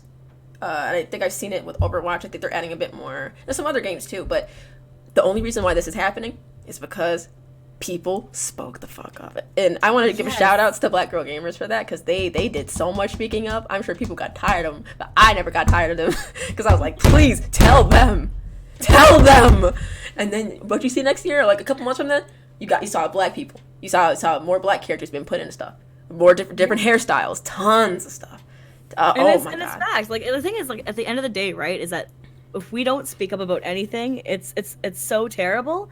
And then what also hurts me, like facts, what also hurts me is that like when we talk about games, then we start to name off examples of colored people within fighting games, and the fact that we list off like 1 to 2 and maximum 3, it hurts. That's heartbreaking. Like, no, that's not okay. Visible minorities, like colored people, that matters. And like we look at like games like Calibur. Like everyone knows I love Calibur to death. I play Calibur way too much. Like I love Calibur to death, and it means everything to me. But like you got Zas, and then you got Talum. And I'm like, where do we have other people? Like it's so sad, man. Like come on. And like I wish there was more, and you know what? Like at the end of the day, like I understand, like they're doing a great job with what they're doing, and they're going in the right direction. But it hurts as a person who's colored to not see more people that are colored in games. That's facts. Yeah, and I'm hoping to see more in fighting games. But it seems to be a little harder when it's Sometimes when it's I don't know. Mortal Kombat seemed to do it really easy, but yet again, that's American, and maybe it's the team. Maybe it's the team they have of the people on it. I don't know, but man, they did it. And I don't even play that game, and I'm like, dang, look at all these black people. God dang, some of them some of them are really broken too, and I'm like, okay, sweet, okay, have it. Oh, black people, goddamn. For sure. Whew. But it was the privilege. Leroy definitely, he's very strong, and a lot of people are like, you got that privilege. People are like, let's go, and I'm like, you know. I will say this, it does make me feel happy seeing someone that looks like the color of their skin is something I can relate to. And I hope that there's more characters put in there like that. I think it's a nice step in the right direction for Namco. I think that's awesome. I hope that they maybe put a black woman in there. That'd be really cool. Yeah. With some hair that looked like, you know, something a little different than Master Raven. That's all I'm asking. And her backstory isn't tragic to the point where it's like, oh my god, this again? You know, she lost her mother because she was like on drugs. I hope they don't do that. Just don't do the stereotype. That's all I ask. But yeah, I definitely would say like Sheva. Oh my god, she was definitely one of the first like interactions I had with like a black character. Unfortunately, it wasn't in a fighting game, but it man, it made me feel good playing her every single time. I always picked Sheva. Chris was so basic to me. Sorry, Chris, but Chris Redfield is super basic. I liked him better when he wasn't Christmas ham biceps Chris, but Sheva definitely. Christmas ham biceps. No, I was hurt. But you know, but yeah, Sheva definitely was the icing on the cake for a great game. I liked Resident Evil 5 a lot. It wasn't scary, but it was fun. Sorry, more questions? Oh my god, I just went I'm sorry, girl. It's all good. Yeah, Chris punched a boulder, and I thought that was the stupidest thing they did. But is the one thing you'd hope to change within the FGC besides all the racism and prejudice? Or do you think all the prejudice is like the biggest problem at the moment? Oh, Jolter, are you asking like what some changes like we want to see besides racism and prejudice? Or do we feel like those things are like the biggest things to tackle? Which there's a lot of things to tackle, it seems, but I think those are two very big things. I'll let you go first, though. Yeah, so like one thing I would hope to see changed would be, I guess like just a revamp of how tournaments handle Twitch chat. So I guess the biggest issue that I would say is overall, yeah, the prejudices of not only sexism and racism, just everything and anything in between, is like making sure that we're more compassionate towards the people who perform on stage. Like it's so important, you know, like that people are traveling out to these tournaments, putting their dime in a bucket and putting in all this work, and it hurts to know that we aren't out here protecting them in return, right? Yeah. Like people, there are so many wonderful human beings, even maybe some of you yourselves, right, who would do a fantastic job moderating those chats at tournaments. And I think that people taking shifts and moderating them at tournaments would make a massive difference. And I hope I can actually talk to someone. I might talk to someone for final round and see if I can get it done for maybe Tekken or Calibur or something, see if we can get something done for it.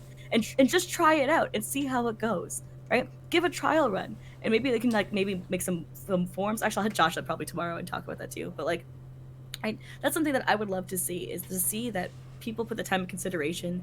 People like, just like how you would apply for getting a commentary spot or getting a TO position or something at an event, but this time for moderation of chat. And I think that would really, really help.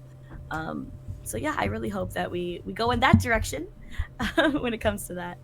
Oh, another thing I think I think was one of the biggest problems in the FGC right now is getting the same like treatment in regards to the pay in tournament.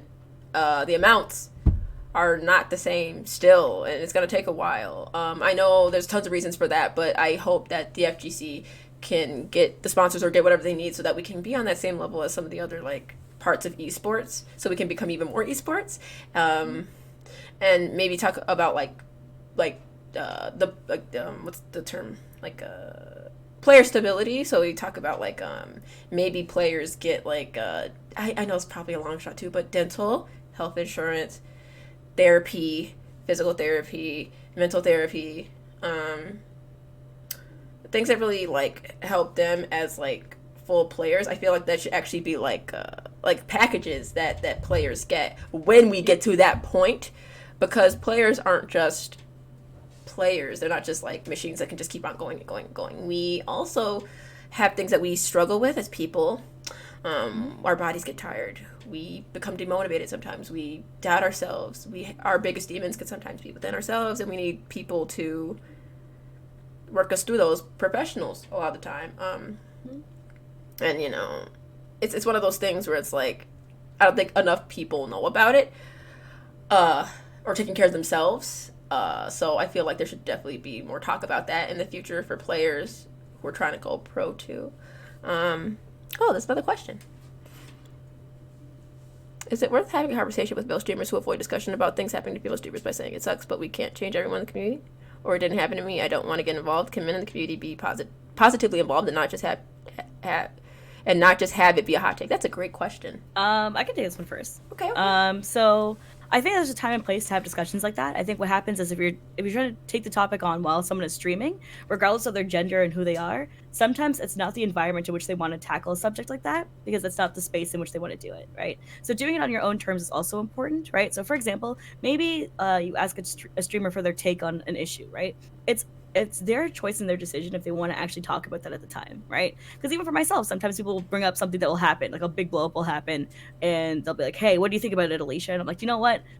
This is like my happy time. This is like I'm streaming a video game right now. I really don't want to bring that up right now because it's gonna tilt me. I'm gonna get upset over it. Like I don't want to talk about it. Like I'll talk about it some other time or something. I'll give my opinion later or something. You may see it in my Discord, but like not the right place for it. You know, like there's a time and place for what the streamer wants to talk about.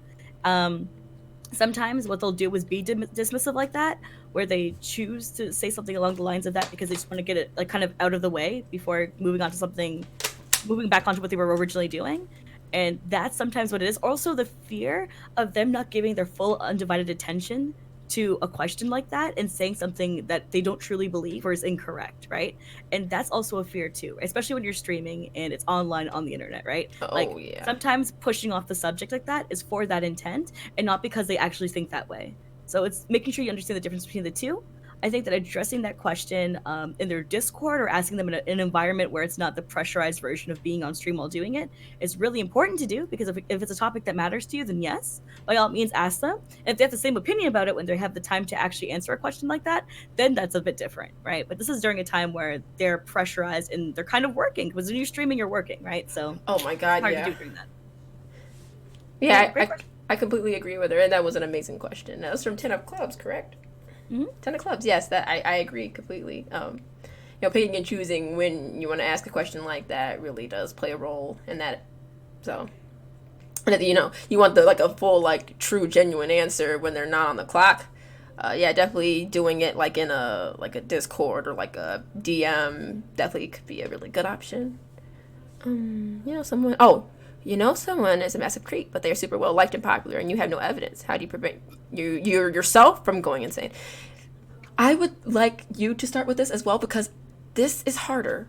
I have to be honest, this is really hard for. Okay. So diving into this one, there's different variants to every situation. Like I don't know what situation you might be currently going through when it comes to this person. If you know they're creepy in the sense that they cross lines, that can be definitely addressed. Like that can be talked about to TOs. If you think that they're creepy in the sense that they hit on a lot of people, and they're just like shooting their shot, their volume shooter, they're shooting their shot like a million times over, being kind of creepy about it. Not so much that. That's because that's not technically crossing a line until they harass an individual over and over again. And that's actually harassment. That's different. If they're a volume shooter and they're just being creepy towards people in general, that's another thing though. In those situations, distancing yourself, keeping away from them, that's the best line of work. But if you do know that they're actually harassing somebody, or they're actually taking those steps that are, because like, listen, even if they aren't physically touching you and they are harassing you, like that's still a thing, dude. Like that, don't belittle that from itself. Like that's still harassment. It should still be addressed, and that should be talked about to TOs. And if you know what's happening to somebody else, ask them what they want to do with it. If they choose to not do anything with it, let it go. It's gonna hurt. It's gonna upset you that you can't do anything about it. But as I said before, it's their right to choose what they want to do with it. So, yeah, I agree. Rundown. Yeah, that was a great rundown. I feel like, you know, you would give a more like thorough response. I feel like I don't feel too well prepared for those kinds of questions. I feel a little I want to be able to give people really good advice, but I feel like sometimes I fall short on those topics. I think that you give a really fresh and strong perspective, and then like for me, I just am more aware of like when it comes to like, I guess like the operation side and business side of tournaments. That's what it is, and I'm like, I want to do that. I can talk about like procedures to handle a situation, but like you give the really good emotional side of it too. So it's like we balance out well for this. We do. It's apples and cinnamon, and they go well together. Girl, I like apples and cinnamon together. But yeah, anybody got questions? We're here. We're available. Oh. Going back to my raising Vincent, why do you think it is why do you think it is we only see notable people modded in those Twitch chats and a very small number of people who are dedicated to moderating? Oh, like people like Eris and say someone else notable like Ren Black would be moderators who you'd see in those types of chats. But despite being mods, they're obviously not going to dedicate their time to moderating chat. Wow. Okay, can I what do you think? Go for it, girl. You want to go for it? Because I think sometimes what happens is like these, you only kind of see these notable people in as mods is because I think they know the people who work these tournaments, and these are people that they know, so they're like, and for a lot of things, people are gonna be like, oh, I know this person, I'm gonna pick them because I know them over somebody I don't know, which I think there should be ideally. I think there should like. We're doing mod applications, which I think could be really cool. We could give like examples, like we could literally put like qualifications you need and like check marks and like what is your history with this? Have you done TOing? What do you think about these things? Like we could really start weeding out that kind of stuff and make it so that it's not just about notable people, because just because they're notable doesn't mean they do shit. That doesn't mean they want to help. That doesn't mean they help the actual like chat, because I've seen it and they'll always do that. I've seen it with multiple people, and they don't have to be notable to help and understand that there needs to be some sort of like actual work being put into the chat. And if they stop putting in notable people and just put in people just in general, notable or not, that just wanted to better the chats, that would be great if they could actually put out some applications. Facts. I mean, like, the thing about that too, right, is that when it comes to eventually there will be mod applications. And for those of you who want to apply to become moderators for that chat, if you moderate for people who are already like more established in the scene, who are credible, then it makes it a lot easier for you to become a mod for those. Like, be honest, like be real with yourself, right? It's like, there's always that section where it's like a little extra note about yourself. Be like, oh, I moderate for CuddleCore, I moderate for like Alicia, I moderate for like let's say MYK because he's here earlier. Like I moderate for him. Like, right? It's where you reference people who you already moderate for to show that you do have experience in that area. Would help give you the credibility when trying to apply for those modding positions in other chats, right? Because it shows that 1, you know the community already. 2, you already have been a moderator, you understand what your responsibilities are as a moderator. 3, it shows that you have initiative to even apply in the first place. 4, it shows that like not only do you have that drive to help and to contribute to the scene, even if it's from behind your own computer screen, it shows that one extra step that you built the connections, relations to people who are playing in offline, that when you start to moderate in for people who are offline, that you care about them on that level. That's not about you elevating your cloud or elevating yourself. It's because you care about those people who are performing. And that's what they need to see out of you for them to consider you to be a mod. When these moderator, forms come out, then yeah, that's what I strongly recommend the most. Oh, next, a lot of topics were talked about in the podcast. I just want to know, what are the main things we can do to put a stop to the sexism and racism? By Bascio. Cool. I guess I'll go. Okay. That's all you. All right. So it's kind of like what we mentioned. We need what could put a stop to sexism and racism, or at least make people who are like this, make them restrict them from even saying some of these things, or even feeling like they can be comfortable saying it, or even acting on it in tournaments. What we could do is we got to start modding. That's just the truth, and having consequences for people who say this openly. Yep. In social media and IRL, because both have happened. And what has happened? Nothing, because it's supposedly somebody's homeboy or like something else, homegirl or something. But if you want change, you gotta start putting consequences on things.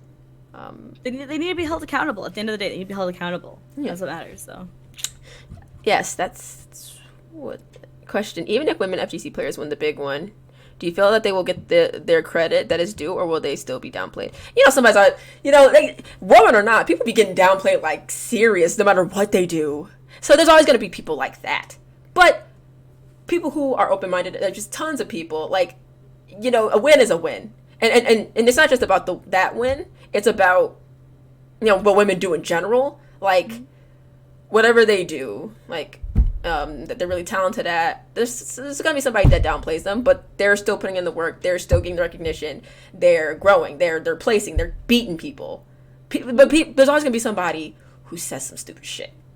But like, yo, the one that made me really sad was like CEO when Marine, yes, she beat Dogra, yeah, right? Everyone, what was the first thing everyone said in Twitch chat? I didn't see this.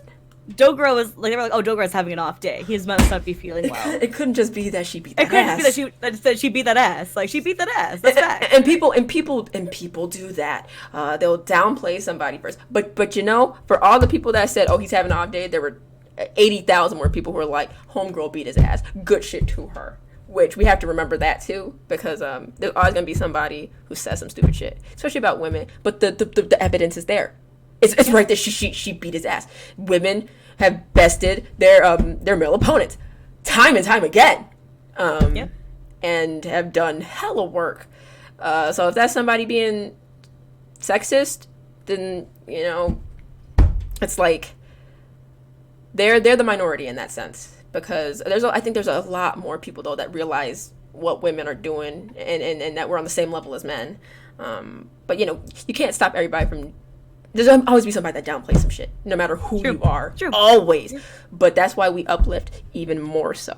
We do it times 10, and like, don't ever stop that. Like I remember, I was when I did E-League, and there are people who downplayed me, right? But for all the people that did, more people were like, yo, she did it. She did the damn thing. And no matter what tournament I've been to, like, there's always gonna be somebody that downplays something that I do, or somebody else and what they do.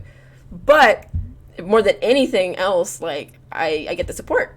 You know, you keep those people around you who like uplift you, so that none of that shit mean a damn thing, because all you're feeling is the glow, and you're basking in the support, right? Because you know people are just they're just salty and soggy because they mad they can't do what you do, and that goes for everybody across the board. Like, you, purple, orange, whatever you are, somebody's gonna be salty that you just wonderful, that you purple. Somebody mad about that somewhere. But that's facts. I don't know. I feel like the way I talk is just so silly. But no, but it's true, right? Like, there's always gonna be that. But at the same time, it's like, as she said, like, it's all about what you do. What are you gonna do, right? Is that you're gonna be the person to bring that positivity, bring that extra element of good into the world, right? Be the best you can be. That's what matters. So, facts. Yeah, gotta hold it down. Oh, by the way, shout outs to Panchan for being a G. Yo, Panchan be shooting people that needed to be shot, man. God bless your soul. Sometimes he shoots them faster than I can read their comment, and I'm like, yo, that's a real homie. He got the gun out, locked and loaded the entire time. Thank you. And everybody else who did as well. It's just, I want to say that about Panchan, because I saw it, and Glaze did too, I think, but I don't remember for what. But thank you to everybody who kept people in check. Everybody who did. Thank you. This was a very good chat. It's a good podcast. When are we going to start calling out these top clicks who cover for these fuck people in the FGC? Example, I can't stand the guy he just mentioned in there. But LTG stayed relevant in the FGC as long as he did, because of who he was friends with, and claims it was an act. I can't stand that guy. Whew. I'll let you take this one, baby, because oh man. Damn. So, like, the thing about like FGC clicks in general, like, God, I know it's like, it is shitty, like, it is, but at the same time, at the end of the day, it's like your friends who also have clout with you, like, uniting together and being like that is terrible. But at the end of the day, if it wasn't for the fact, like, at the end of the day, right, is that they have X amount of power, because you let them have X amount of power. That's the fact of the matter, right? And I'm not saying like, oh, you empower them because you care about it. No, you care about it because it matters, right? I'm saying is that you let them have the power because we aren't speaking up about it. The more people, even if you're someone who has 100 followers, right? If people start to actually mention something and there's a wave of movement, things happen. Yes. And that was the proof with the FGC Me Too movement, was that people who had no clout going against players that were so established, internationally established, right? And people try to defend these people, right? And it didn't matter because people were willing to rise up and stand strong with them, even though these people didn't have the clout and didn't have the recognition. And it's sad. It's sad to see in the past where people weren't able to do what they are able to do now. But this is where we are now. This is where we're able to make a difference now. And it's unfortunate that in the past it couldn't happen, but let's make sure that it's okay now that we protect people and that we rise up regardless of where they stand socially. Beautifully said. And you know, like you said, it doesn't even matter how many followers you have. You could have a small following and everything. But what matters is like you spoke up, and when you spoke up, it got other people thinking, and more people spoke up, and I feel like it's like a chain event that happens, and it gets bigger and bigger and bigger. But because like no matter how many followers you have, we go through the same things. A lot of us go through the same things. So no matter who is the one speaking up, you know, you could have 100 followers, and you motivate me to speak up on something that I didn't have the courage to speak up on, which has happened multiple times. And I didn't think about the followers. I thought about, damn, this person speaking to my shit. Like I'm feeling this. Like I relate, and yeah. Oh, Ree, did you not want us to read it, or what do you do about people who go out of their way to talk bad about you when you confront them, they play victim when you are standing up to your bully, even if they are notable names? I've had that happen. Oh, let's go. I had this one dude was so nice to me in person, is known in the Calibur community, so nice to me. It was like my sweet tooth was aching. He was so nice to me, right? So I thought he was a friend, right? And at Evo, he actually comes up to me time and time again and goes, "Thank God you're casting. You're the only good Calibur caster we have here for Evo. It's ridiculous, blah, blah, blah. They should have," like he was upset because they didn't take him for Evo Calibur, right? For any, not even pools, right? Which, it's Evo. It's Evo. Like, it's hella hard to get into that, right? And he was like, "Oh, thank God, blah, blah, blah." And I was like, oh, like, I didn't feel comfortable. So I was like, yo, like, KP puts in mad work. Like, they all put in mad work. Like, calm yourself down, right? Like, jokingly, like, brought it down a level because don't talk shit about my friends who cast well. Like, that's not fair to them. Right? So I put a little bit in his place. I was like, hey, don't do that. Blah, blah, blah. They do a great job, but thank you for the compliment, right? Flat, right? Later on that night, I hear from a room of people he was talking to where it was just like, he's talking about how terrible I am, how I don't deserve anything I have, how I only get it because I'm a chick. If I wasn't a chick, I wouldn't get any of the spots that I have. How I don't know shit. And I'm like, and then when I get told this back to me, because people from the room left it because he was talking so much shit, they were like, if you're gonna talk shit about Alicia, we're not gonna be here. They left and came to my room. They told me, they're like, hey, like, this is what's happening over there. Just wanted to let you know what's going on. I was like, oh. I was like, well, thanks for like standing up and leaving. I appreciate that. And they're like, Alicia, can you level with us? Didn't you beat him in a 1-5 at Combo Breaker? Oh my!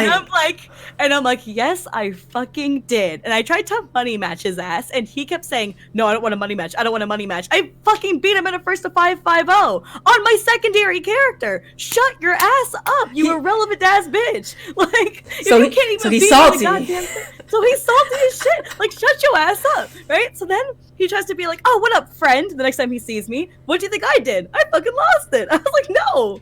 I was like, you're not my friend. Don't act like you're my friend. Don't talk to me. And he goes, Alicia, I don't know what you think I did, but I would never belittle you. You do so much for the scene. That's and I'm so like, fake. I know I do a lot for the scene, which is why I don't need to deal with you.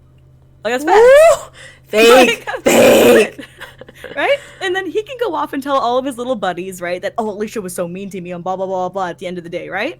But it's like, does it matter though? Yikes, dude, because I'm pretty sure that I still cast the top 8 at EVO. I'm pretty sure I still got World Finals, and I'm pretty sure that everyone knows at the end of the day that I did cook your ass in a first of 5. So I don't feel like there needs to be anything else to go on here. Like, right, that's like, just the fact. enough said. Like, what they call it, the proof is in the pudding. The proof is in the goddamn pudding. Like, God. Yo, and it's just yikes, dude. And like, you know what? To this day, he still talks trash whenever I get like a top 8 spot. And he still talks trash. And there's still gonna be salty ass people because that's what they do. And sometimes they want to bully you like that. And especially if they know you, they want to bully you because they hate seeing you rise up the way you do. And do you know what? At the end of the day, yeah, it does actually hurt because I did consider him a friend. Because like when your friends gas you up that high and they're so amazing to you the entire time you're rising up until they turn sour and get jealous, right? Then that's where you go, okay, do you know what? Burn the bridge. Right. Move on. Right? There's better friends out there. I got people like Cuddle. There's better friends out there. I don't need this. I don't need them in my life. And I already confronted it. I dealt with it. If they still continue to do it, that's on them, right? Because at this point in my life, I'm moving up. I'm focusing on me. When I focus on me, I get better. When they focus on me, they get worse because they're not leveling up to where I am. Right? The gap was here originally. Now the gap's getting here because I'm still focusing on me and they're still focusing on me too. Exactly. Yeah, so they can stay salty while you getting that paycheck and you making them waves. You know, you doing you, you know, like you're having fun doing it and you're great at it. And don't let him be mad. And he wants to find any reason to just discredit what you do. Like, her being a woman has nothing to do with this shit. She bring the flavor, she's good at what she fucking does. You just mad because you can't do that shit. Facts. Maybe spend more time, more time studying the craft of commentating and less time being a salty piece of shit. Maybe you would get better at the things that you want to get better at. I don't know. These are facts. These are facts, right? But that's just, I don't know what I'm talking about. Heaven forbid we knew what we were talking about. Oh my god. Like, you know. Any other questions you all have? Because we have like 10 minutes left. Before I eat that lovely slice of pizza downstairs. Oh, not a question, but I just want to say thank you for bringing the attention and discussing such important topics. You're both such great role models. Keep doing what you're doing. Oh, ain't no thing, Holy Carp. You know, like... Oh, thanks, Holy Carp. You know, this is my ride or die, as she always says. It's something like... I come to her for everything that haunts me in my brain. And... Because it will fester if I don't have someone to talk to. And she's been that for me since the day we met. It's been 2 years. About 2 years, yeah. 2 years, yeah. Hell yeah. 2 or 3. Yeah. And she's just... Alicia is wonderful, you know. Having somebody to come to, especially somebody who is also a woman of color. So it's like we go through a lot of the same things. So it's like somebody who relates. And then that's so fucking important. To talk to somebody who gets that shit. Because there have been times where I doubted myself. And she reminds me... automatically what what I've done, the value that I hold, and you know, it's important to have somebody that relates to you in that way, and can keep you hard, like in general, yeah, like in that right headspace, yeah, exactly. Because what happens is that time and time again is that we're so used to suppressing how successful we are to a degree, which is a weird concept, but like, right? Because even for myself, right, when it came to like us talking about being a professional caster, is that I rose up so quickly that I felt insecure about it. And I was like, oh my god, like, do I call myself that? Do I just call myself like a commentator? Like, what do I call myself? Like, is that a proper title to even call myself that? And then Cuddle's like, Alicia, you casted EVO top 8 in a World Finals. You're a professional. You know you're professional. Stop discrediting yourself. Yeah, I was like, right? And bitch, what the fuck? Like, she literally goes, bitch. And I was like, it's like, why would I ever doubt that of myself? And it's like, that's the thing, right? Is that there is that level of insecurity that we're always going to have towards ourselves. It's the responsibility of us towards the people that we love to remind them how much value they hold. Even if you think they already should know it.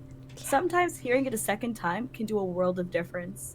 And I'll remind you every single fucking time. Don't you forget that. Same with you. Same with you. I always fucking do that. I know you do the same for me. You always do, man. Sometimes it's, when you're in that shit, when you're like, deep in that shit, sometimes you're so busy focusing on everything else, you know, trying to stay afloat, just, you know, focusing on the task at hand, that you kind of forget to kind of give yourself those positive affirmations, like, you know, you're a great commentator, or you're a great player, or damn, you beat this person, or damn, you met that goal. Like, feel proud about some shit, you know, like, feel good. Damn, we did it. Cuddle shuffle. Like, you know, you gotta feel good, man. And it's like having people who can remind you, man, that they say, hey, I'm proud of you. I'm like, shit, I'm proud of you too. Damn. You said that to me when I was walking up for Evo topic commentary. You walked up and you go, Alicia, I'm proud of you. And I was like, and I stopped there for a moment and we talked and I was late to run to stage and you were like, no, you are important. I'm so freaking proud of you. Like, you did it. You're here. You did it. And I was like, I did it. You're like, yeah, that's right. You did it. Now go on. I'm like, I gotta go on. And like, I started running and I was like super like amped and I felt like I cried because one other random person stopped me on my way to stage. Like when I was just about to go behind the curtain, he's like, hey, Alicia, I know you don't know me, but I just want to say I'm really proud of you and how much you rose up. And I was like, I just started crying. I was like, dude, I'm gonna go on. Like, come on, man. I go commentate. Because people see, baby. People see. And that's the thing. Like, and they see that in you too. They see that, right? And sometimes we don't see it ourselves until someone tells us that. And people assume that we already know it, right? Because like, yeah, at the end of the day, deep down, a part of us knows that we're fabulous, right? But being told and reminded is so important. That's why paying those compliments means a lot. It goes a long way. Because we combat other things too, and so we feel like so many times we have that level of defense, right? Where we're like, you have to put that right there because we're like, but nobody can ever see us sweat, so we don't have time to appreciate what we do because we sometimes have to defend ourselves against people who discredit what we do. So then and then you're like, wait, the fuck, a bomb ass bitch, the fuck, and you got to remind yourself, and if you got to, or maybe somebody else does. Either way, you will be told that you are loved and you are talented and you deserve to be proud of the things that you do, because it's not like everybody's fucking doing it, because they're not. Ain't nobody like you. Nobody can duplicate you. The fuck? That's true. That's true. Yeah, you bring your own flavor and spice to the shit that you do. Remember that. Like, that's why that other motherfucker didn't get the shit, because he ain't you. You know, like you bring something special to what you do. You know, and you study the craft, man. Like, you focused on bettering yourself instead of worrying about everybody else around you. That is goals, baby. That's goals all day. I got some flashcards on lock. Y'all don't even know what my desk looks like when I study for Calibur. Like I treat it like it's a course. I literally treat Calibur like it's a course, right? I don't stream it often because like I live in Canada, so my net code's ass. But what I do is I play a lot off the stream, and then what I do besides that is I hit the lab, I make flashcards, and I like identify moves and have them autoplay and like go into loops and shit. That way I can understand what I'm casting, what I'm calling out, what I understand. And like I treat it like I'm taking a college course, where I'm like, cool, I'm going to dedicate this many hours per week to just studying Calibur, to take this time and dedication and really meticulously lab to make sure that I understand more going into the next part, especially with all the patches that come out so often for it. And it's like, to not be able to see that I didn't, I don't brag about it, and I don't boast about it 24/7. So people think that like, so some people who don't understand me or don't even listen to my commentary or don't know me, right? They'll be like, oh man, a woman on the mic, she doesn't know what she's doing. She's just doing a color commentary. I'm like, yeah, I actually am a color commentator, but I like to understand a lot about the game so that when I do color cast, I understand what I'm talking about at the same time that I can like, joke along with my analytic commentator. Exactly. Right? And that's the, yes, you are a color commentator, but like you also make sure you know what the fuck is up. Like that's your game. You are updated on what's going on. That's what a commentator does, and nobody can discredit you for that, ever.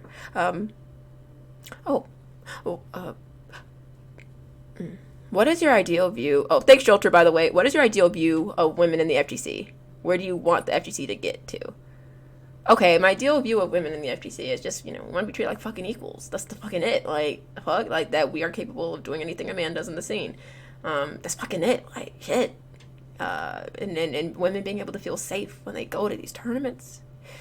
And being treated like regular human beings, just trying to get better at the game, or just, competing. That's it. Like, that equal treatment in across everything. Professional and casual.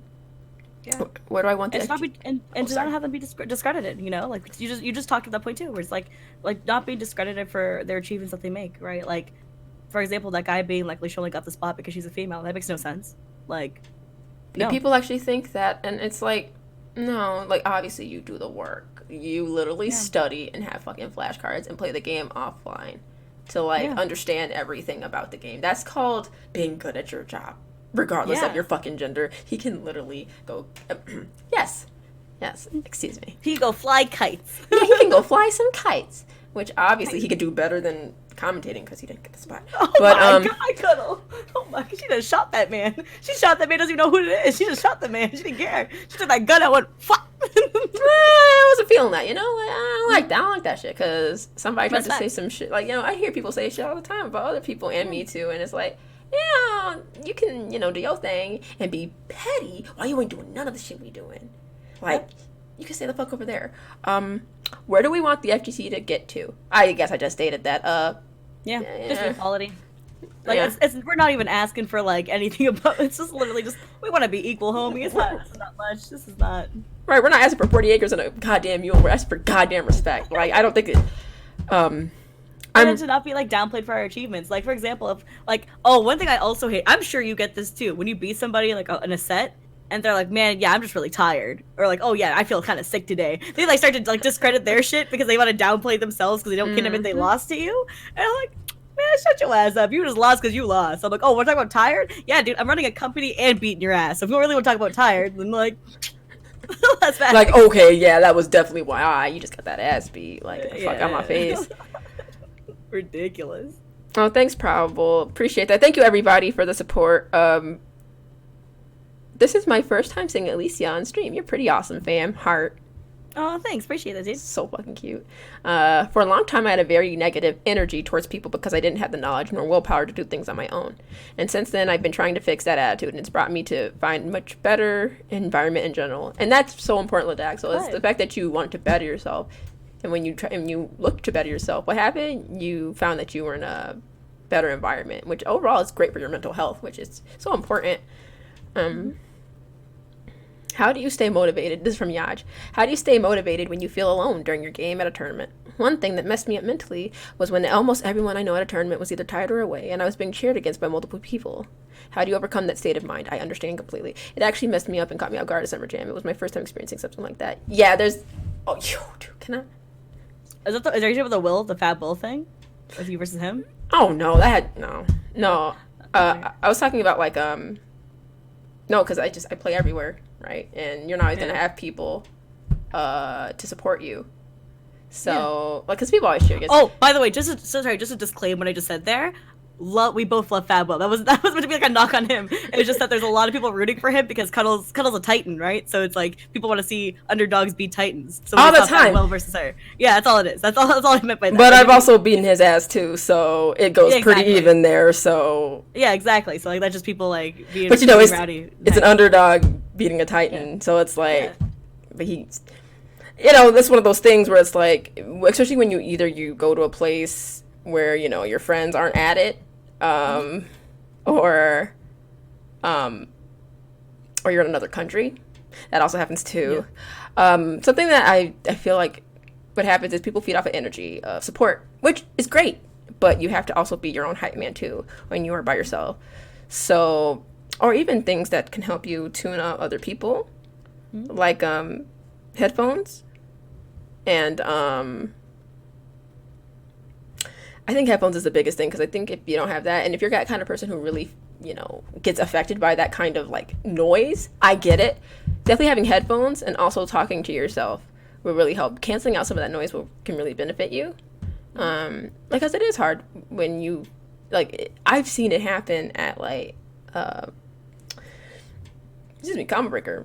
When there's Joey Fury against JDCR. Joey was already like in JDCR's head and had all the reads on him, right? But what really was like the bow on the present was when they started chanting USA. USA. Oh my god. Yeah.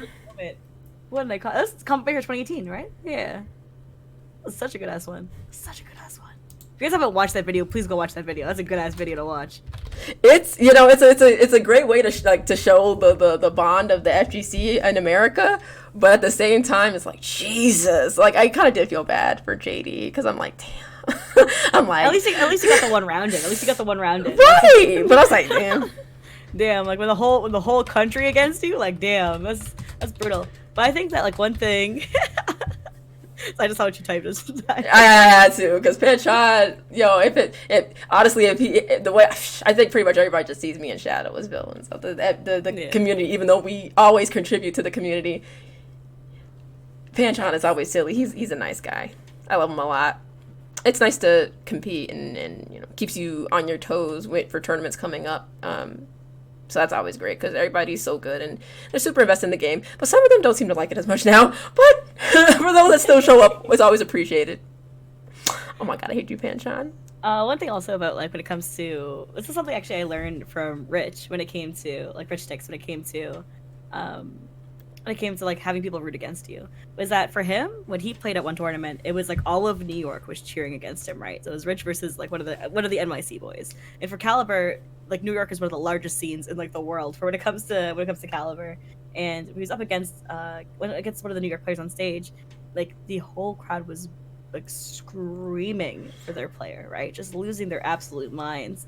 And instead of that like getting to him, it like revved him up. His brain takes that like negative energy and goes, oh, I'm gonna beat his ass. I'm gonna beat his ass. I'm gonna embarrass him in front of all of his friends. I'm gonna beat his ass, right? And it's like the most beautiful way to take that energy into a positive route. And it's gonna be very difficult for someone to get to that point where they're not used to it, right? Right. But it's a cool perspective to have, right? To kind of consider that, like, okay, cool, like maybe this guy has a whole crowd of homies around him who are losing their minds, hit him up, dabbing him up, being like, oh my god, we gonna beat this guy's ass, blah, blah, blah, right? Like, I get that way over my friends too, right? Whereas, like, but if you're the person against them, just think about it too. Be like, listen, like, they don't know me. Like, it's cool. They're just there hyping up their friend. But you know what? I'm gonna beat that friend's ass. And what they're gonna do after this, they're gonna have to hype him up and console his ass. Because I'm gonna beat his ass, right? And just you have to, like, kind of flip the script on like yourself. that mental, like that strong mental game where you tell yourself, like, hey, yeah, like I'm actually gonna beat your friend's ass. I'm about to humiliate your friend. Yeah, that's right. You have to console him, take him for a walk after, right? Okay, like, listen, you have to carry him out of your little chariot out of here, okay? That's what's gonna happen. Like,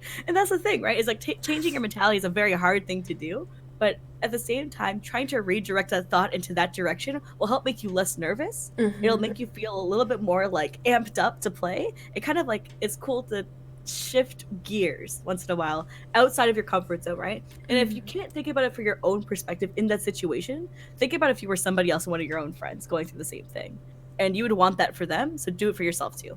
I completely agree. I think also with that, sometimes what happens is like, with a lot of people that have been like competing or they're starting out, you know, depending on their personality, a lot of them are put in these really uncomfortable situations as competitors, and you're going to be put in I'm gonna let y'all know this right now. When you're competing, you're going to be put in a lot of uncomfortable situations, things that are going to really make your personality shake and quiver. But that's not bad. You know, you learn things about yourself, and sometimes you're not going to always meet your goals. Shit, I've been competing for a long time, and I just became pro like a year and a half ago, and there's things I'm learning about myself, limits that I get pushed to that I did not know I was capable of, or things I feel like I still need to work on because I'm like, I've never experienced this shit before. This shit feel like fucking weird as hell. Mm-hmm. And uncomfortable in the sense that like it's something they're not used to. So say if you're a very private person or you're very quiet and you just got all types of motherfuckers around you. You got tons of them around you, and they're just like, Prejudice! It's going to be a long time to get used to that. Like at Evo, when I was playing Ulsan, I fed off of that energy. I was playing Ulsan. He's one of the titans of Tekken, right? But the thing was, I had hella people around me saying, beat his ass. And you know what? I needed that. Mm-hmm. But the thing is, I've also had to learn, I won't always have it. And I think that's one of the biggest things I'm still learning is, okay, if I don't have my cuddle crew, right, my friends, then how will I support myself within? And sometimes I find myself going like, I'm so scared, like I can't, inside I'm like, oh my god, like this is just terrible, my heart is dying. But I'm like, then I need to think of ways like to comfort myself, my other self, and be like, hey, yo, chill, like beat this person's ass, like let's do this. You've been in this seat so many times. You know why you're fucking here. And talk to yourself, man, because you gotta remind yourself how fucking wonderful you are and what you are capable of. That's self-doubt, and that's also why sometimes that cheering for other motherfuckers, when that happens, that's why mentally also sometimes it can make you crumble. Because that also, I think, happened to Ulsan. But he didn't say shit about it. He's like, damn, I should have wear headphones. And then he shook my hand, you know, like, because it's like, I had all that energy, you know, yeah, like, cool, it feels good, but, like, you know, he still played really well, even though he didn't have anybody really supporting him, because everybody else was trying to fight for their lives in their loser pools, you know? Yeah. Oh. That's fair. That's fair. So, one more question, and because it's 9:36, because your girl got to eat pizza. And I will put the VOD up. Want me to give you the VOD as well? Because I can give you the VOD. Okay, sure. I got you. Cool. I might Google Drive that bitch, because that'll give me I guess a big ass file. You Google Drive that bitch, that's fine. Girl. Definitely. Bet. Big bet. Do you think the FGC... Okay, last question then. From Lodaxel. Do you think the FGC should move away from its grassroots arcade culture to grow more? Lots of people that want it to grow are also not wanting it to turn into super esports thing because they're scared of it not being freedom. As freeform as grassroots culture is. I'll let you answer first. Cool. So as somebody who owns a company within the FGC and started within the FGC instead of outside of it, the biggest thing for understanding the passion towards both is important, right? So what happens is that when it comes to the money side of companies that are getting involved, is that a lot of the time we can do things based on passion and high engagement, which is what the FGC holds, right? So having grassroots style and feel is important. I think it's important to still have it so that like everyone can enter. I feel like it's very important that we don't ever kind of conform to like the way that the other leagues for other video games do, which if you don't understand what I mean by that, other leagues for other video games have it so that it's teams buy in to get their player to go to tournaments, right? Right. But instead, right now, like still keeping what we are, is that we have so anyone can register for a tournament, anyone can play against their favorite pros, right? That's how we have it. I think it's an important thing to keep because one, it keeps viewership high, keeps people engaged, keeps the shelf life of games longer, right? I agree with all of that. I think that also like having it for the vibe where it's like people like yelling and cheering for each other, getting rowdy, even around setups and stuff like that. That's a brilliant thing to have too. And that's actually not, in a professional esports environment, stuff like that doesn't happen for other games. But since the FGC esports side is established in that way, I don't think it's ever going to fade, and nor would I want it to fade. But what I think is a good directive for being more esports friendly is one, have your moderation on chat, which helps the FGC in general anyways. And two, getting it so that when it comes to branding of professional players, to have the terminology such as top player taken out of our vocabulary, to reassert that it's professional players. That way, because the line distinction when it comes to esports outside of the FGC is that the pro players are all signed onto teams and such like that. For the FGC, it's different because we have sponsors who aren't real sponsors. Like, that's just the fact, right? Some sponsors who are more like just a group or a clan, which is amazing. Like, I'm happy for them to like have a unified front together. But for those people who are in the top 20 in their region, or for like the top 20 in their country, or like such like that, they should be considered professional players. Top 10 in their country, they should be considered professional players. And that's a very important distinction to have within esports and within the FGC too now, right? But people still aren't doing it because they want to keep that sort of humbled grassroots vibe. Don't. Acknowledge your worth, acknowledge that you need to take that next step and call yourself a professional player. Like Cuddle, for example, right?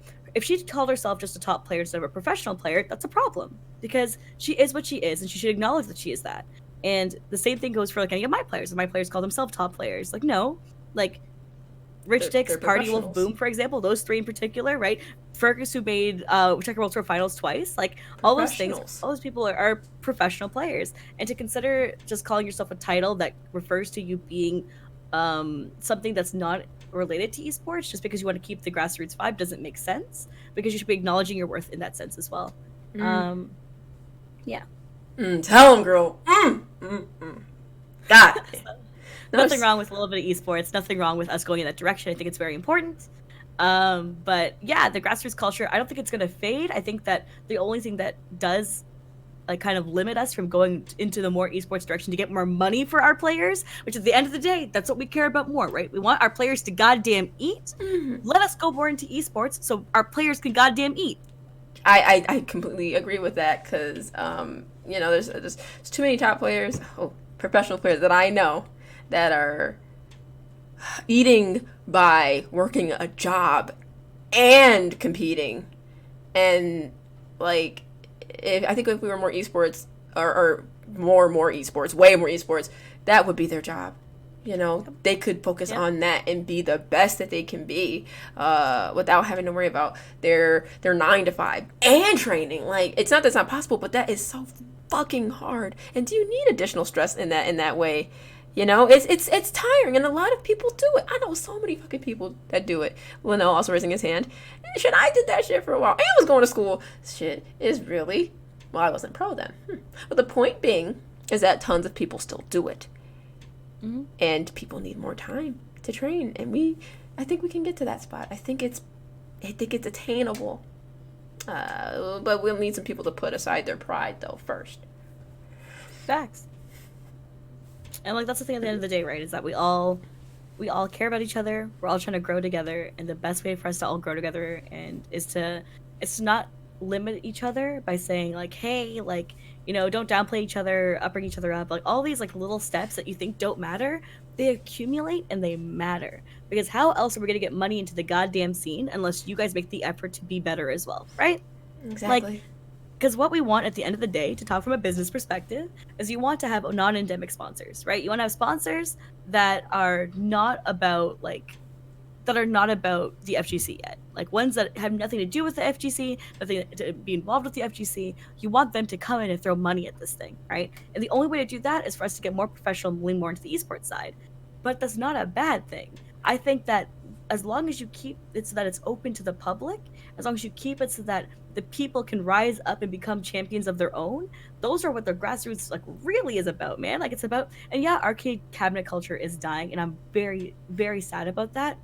But it's not so much about us focusing on what we're losing. We should be focusing on what we can gain for our professional players so that they can actually have a sustainable lifestyle. And so the evolution of grassroots FGC instead of the complete wipeout of it. Instead. Yeah. Exactly. Yes. Thank you so much, you all, for tuning into that. Great words from Alicia, and really appreciated you all showing up, yo. Like, the love was real. Thank you for the moderation, guys. And thank you for the very stimulating questions. Thank you for hearing our voices, you know, because we all can, we're all trying to help together. We're all trying to help together. And I know me and Homegirl are going to talk about something we can put together again so we can talk with you all about more things. And I'm sure the topics will vary from serious to not as serious, but I think they'll all be very good talks nonetheless, and things that will benefit the scene. So thank you so much, and thank you for the host, and that too.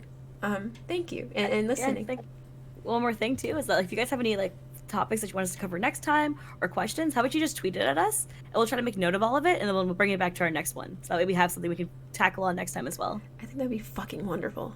That'd be fucking awesome. Engaged. Thank you so much for coming up with this. This was amazing, and yeah, I definitely glad that we did together. I couldn't see myself doing it with anybody else for this kind of shit. You know, it's definitely needed. So yeah, it felt good, and you all really were a great contributing audience, yo. Like, you all are so involved. I made my heart feel all good and shit. Whew, thank you.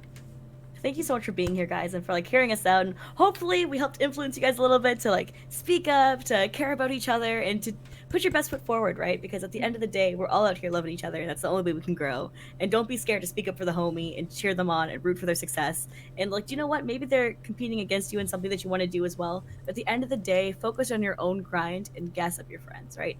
You're not out here trying to beat your friend. I mean, in competition, yeah, beat your friend's ass. But like, at the end of the day, don't beat your friend when it comes to like what they want to do in their career and their life. Be a real friend, and if you can't be that for them, then you need to leave their life and not be that way towards them. Because what in reality, a true friend wants the best for who they're around and doesn't want them to lose out. Speaking of that, shout out to Shadow 20Z for that, because he's always doing that for me. Like, he's always like, he always believes in me and what I can do, no matter what. And I love him very much for that. He's my training partner, and he's really helped me a lot out with that, and you know, my confidence levels and stuff like that when I fight. Thank you, Shadow. I love you for that, and thanks to everyone for the support. Love you guys. And we'll talk to you guys soon. I should probably host somebody. Shit. Fuck. Yeah, who we hosting? Fuck. I got this. You give me somebody. Okay, I was like, I got people. Okay, talk to me. Let me find my people. I think Rich was online, so I want to check for that. I got you. Oh, or just let me know. Let me check. I literally got my phone on deck. I'm like, I got the Oh video. yeah, he's on right now. Yeah. I got you. Hold on. The young rich sticks. I got you. Oh, sweet. Maxie, let's go. Oh, oops. Oh, I can't host it yet because I got mad. Oh. Hold on. Wow, this looks serious, whatever this is. It was Alienware, Legendary Battle. We're in the game. Okay. AXL Gaming. Okay, here it is. Okay, now the host. Bye, guys. Bye.